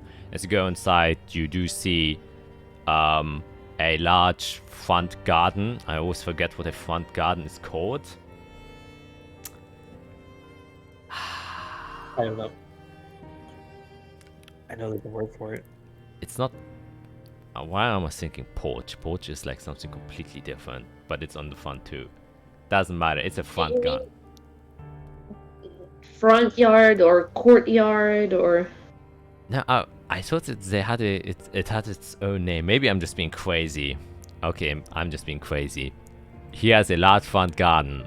You can see there's a white paved stoneway that immediately leads to the large building that you see in front of you. But before it actually reaches it, it touches onto a large fountain that is set there. You can see that the fountain itself is has a very strong-looking female elven figure that is holding a very ornate golden bow. Is currently knocked an arrow on it, and she is currently standing atop a boar that seems to be running somewhere. And you can see that from the tip of the arrow itself, water seems to be perpetually sprinkling out down onto the fountain itself. Left and right, you can just see a very large plough of land of just very nice grass, and on the edges that touch the outside walls, you can see different flower beds of very bright yellow, probably dandelions or something like that. That kind of, you know, just complements the ever-existing color palette that he has chosen for himself, which is white and yellow. And then behind all of this, you do see his large estate building. There's a central big block which makes up the main building. It kind of looks like the what's it called? The Link Memorial building, you know? Am I being crazy? That's what it's called? I know what it looks like. So it's like Sure. large stairs that lead up to us with 2 rows of pillars set in front of it, and then a few arches that go over it. However, on top of it, you can see a large glass dome that is set there. And then you can see that the building itself, to the left and right, has 2 wings that kind of end in what seems to be like towers that kind of range a bit further up. And you can also see from where you are that it probably goes down even further, and you're just seeing the front side of it, but it is huge. As the guard is just kind of, you know, walking with you there.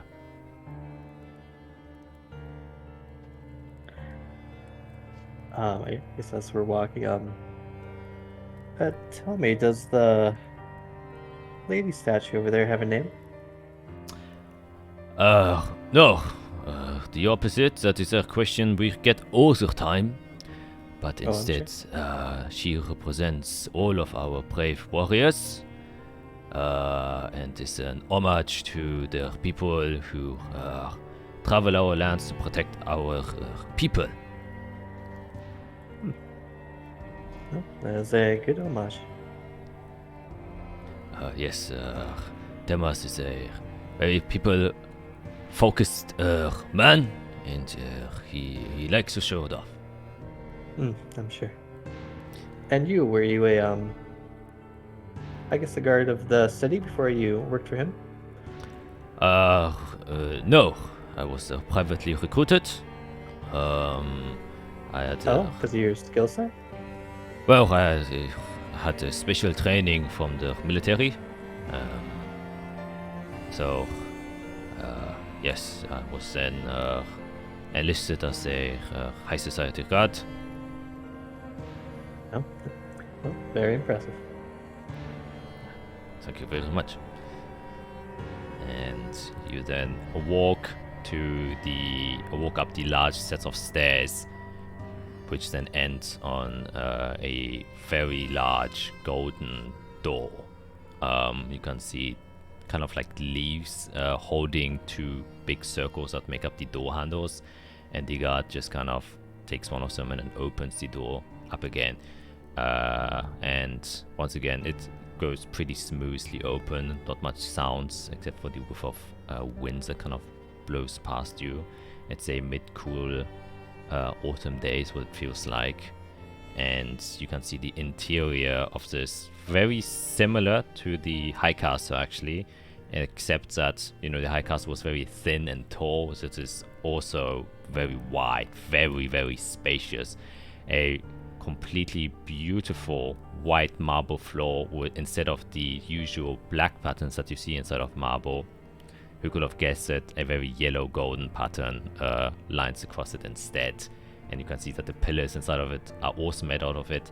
There's on the other end of the room a huge set of stairs, once again, that probably lead to the second floor that splits into two wings going to the left and to the right.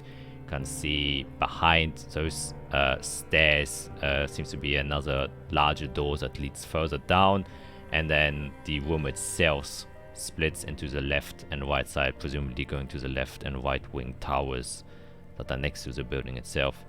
And you can see left and right ornate vases that are being set there, but once again, it seems like it only shows items that have the color scheme of white and yellow, and it's at this point it's like must be some kind of It's too much.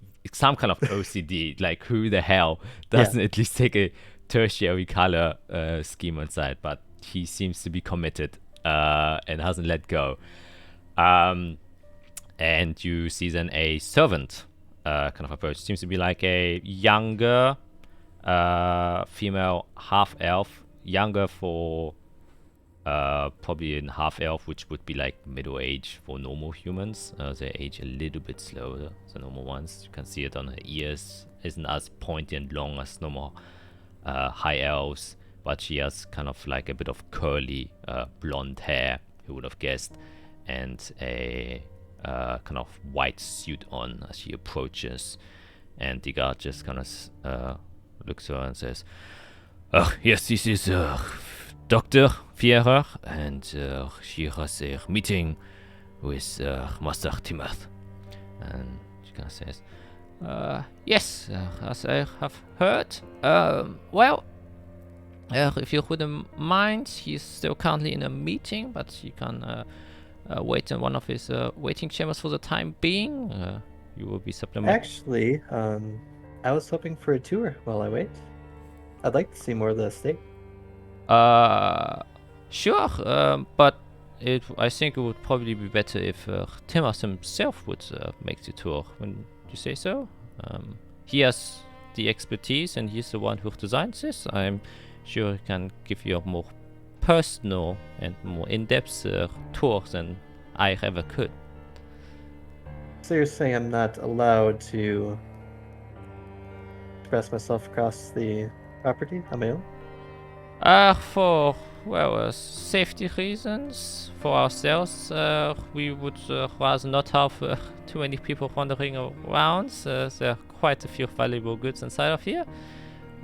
We do not know the intent of your visit. So I'm a thief now. from...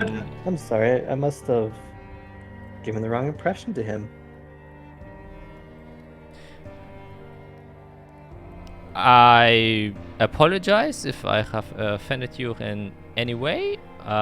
These are just the usual regulations we have for every guest. So if you... Now I'm a usual person. Well, I guess I will just sit over here and keep my hands to myself before I get insulted any further. Well, let's see, I am allowed to walk.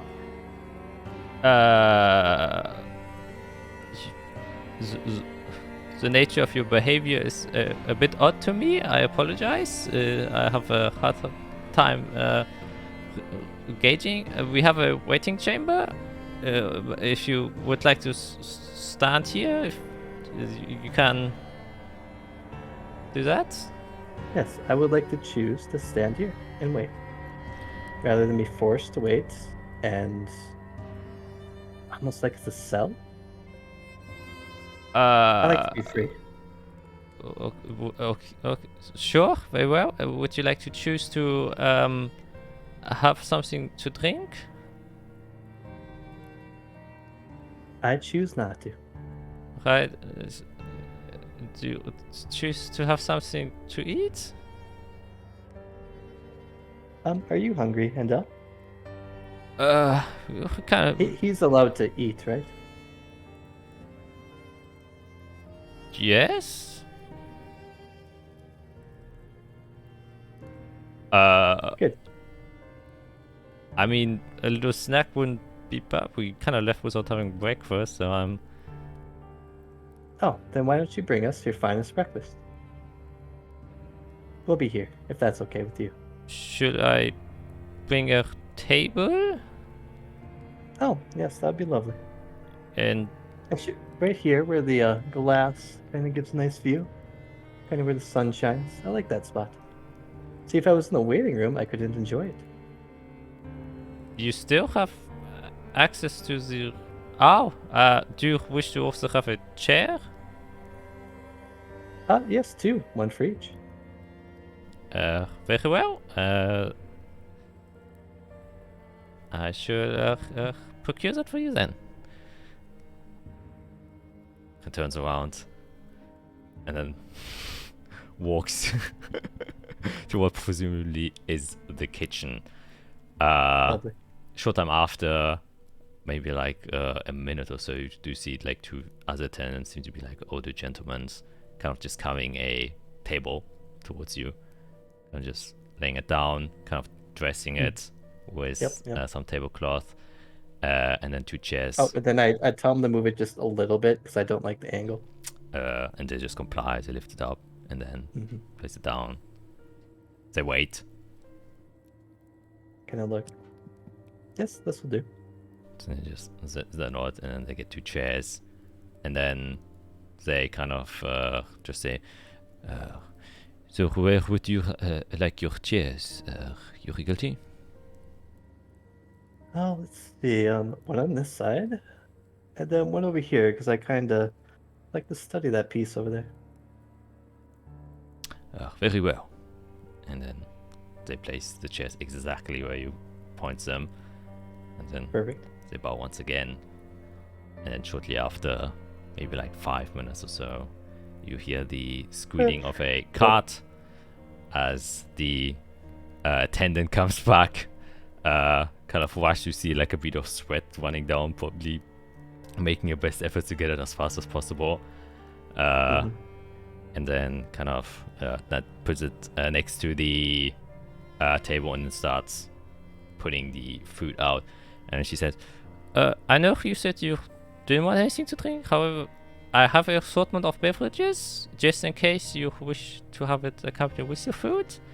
But you can also choose not to take them. This is just an offer. Well, that's very kind of you to allow me the choice. I appreciate it. Well, I hope you enjoy your meal. If you need anything else, just call me. I will leave this bell with you so I can hear it and come in time. Oh, do you have a name? Yes, my name is Nomi. Is that Normie or Nomi? Know me, so N-O-M. Nomi.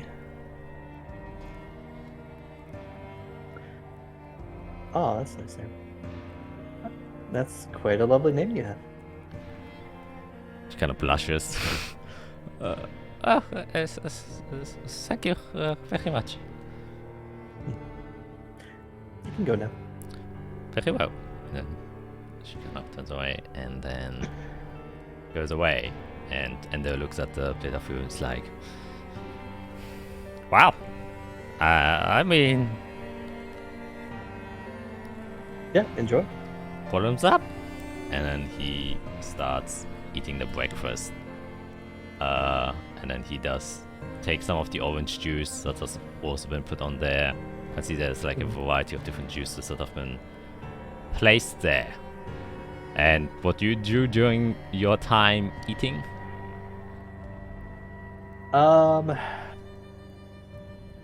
Nothing special. Oddly enough, I'll just enjoy the food and beverages. Look around. Are there any art pieces or decorative pieces that do have to do with the holy illusions, like the angels, the divine? You can make a perception check. Since he wants that scheme, I am curious.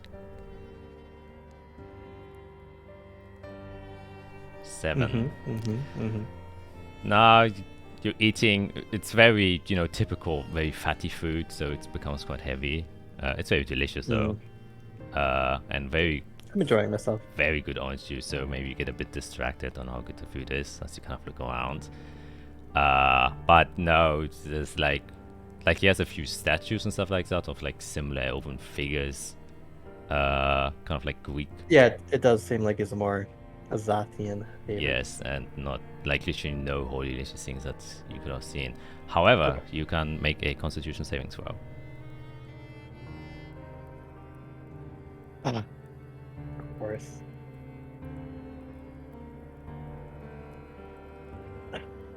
Do I notice I'm under an effect? We'll see. Like, would I be able to use Chronal Shift is the question. I would say Chrono Shift is a reaction, right? Yes. Then, unfortunately, no, because this would count as a surprise. And if you're surprised, you don't get a reaction. Yep. Okay, that's And fair. the next thing you notice as you're kind of looking around, enjoying your food, is black. And that's where we're going to end today's session.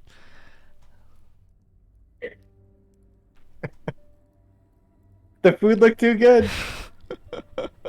Oh, jeez. Yeah. This Oh. is my second time that I managed to get someone with the old classic poison the food. See, I was trying to be out of the ordinary too and try to get them off the. Oh, but they were sweating. No, that's. I won't say Yeah, anything, that's but you did make an entrance. I did make an entrance. Poor Nomi, but yes. And alone as Ooh. well.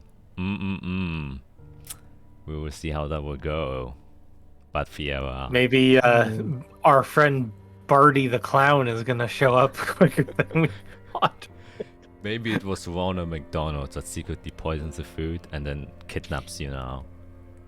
And Oh boy. he will give you a... Oh my god. No. I have it. This is the origin story of Ronald McDonald. Because Ronald McDonald has red hair. So they will transform you into Ronald McDonald. Okay. And turn your hair God into an afro. Damn it. Oh jeez. What did I do? What did I do? I ate the food. That's what I did. Yeah. Drank the juice. I rolled whether or not Ender would be smart enough to check the food, but he unfortunately wasn't. And he rolled a 5 for his con save, so he also wasn't able to. Oh, poor guy. That's he was stuffing himself. That actually makes sense. Yeah. But that's how it goes sometimes. But got rid of whatever Calyx has put on your arm. I might need that power. We'll see. Oh, turned into a blood magician. A blood magician. Yes, making blood animals on the next fair. Oh my god. Oh god. Nobody tell Felicia. it's just the whoops. Yeah. But overall, I would say chill session. Oh no, I forgot the first part. Even our chill sessions are like sickening. Yep. Yeah, no, it Starts wasn't. out with those visions, blood, the reverse curse. Yeah, no, I take it back. It wasn't a chill session. I completely forgot about the first half. And then now we see Calyx in a. Well, me and Izrael have Irek has. Maybe Alex is too cool for him. Too cool for even Calyx. Man, he got there. He got that Healy drip. Okay, Calyx is like, dang, yo, I can't step up to that. Shit, you know, gotta respect where respect is due. And he leaves Arik alone.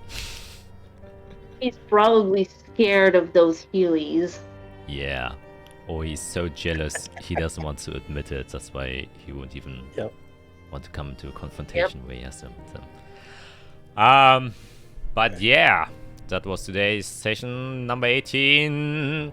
7 more to go till session 25. Oh god. Well, I'm not making it. We're gonna see if Fiera makes it first. Oh, at least no TPK. Poison.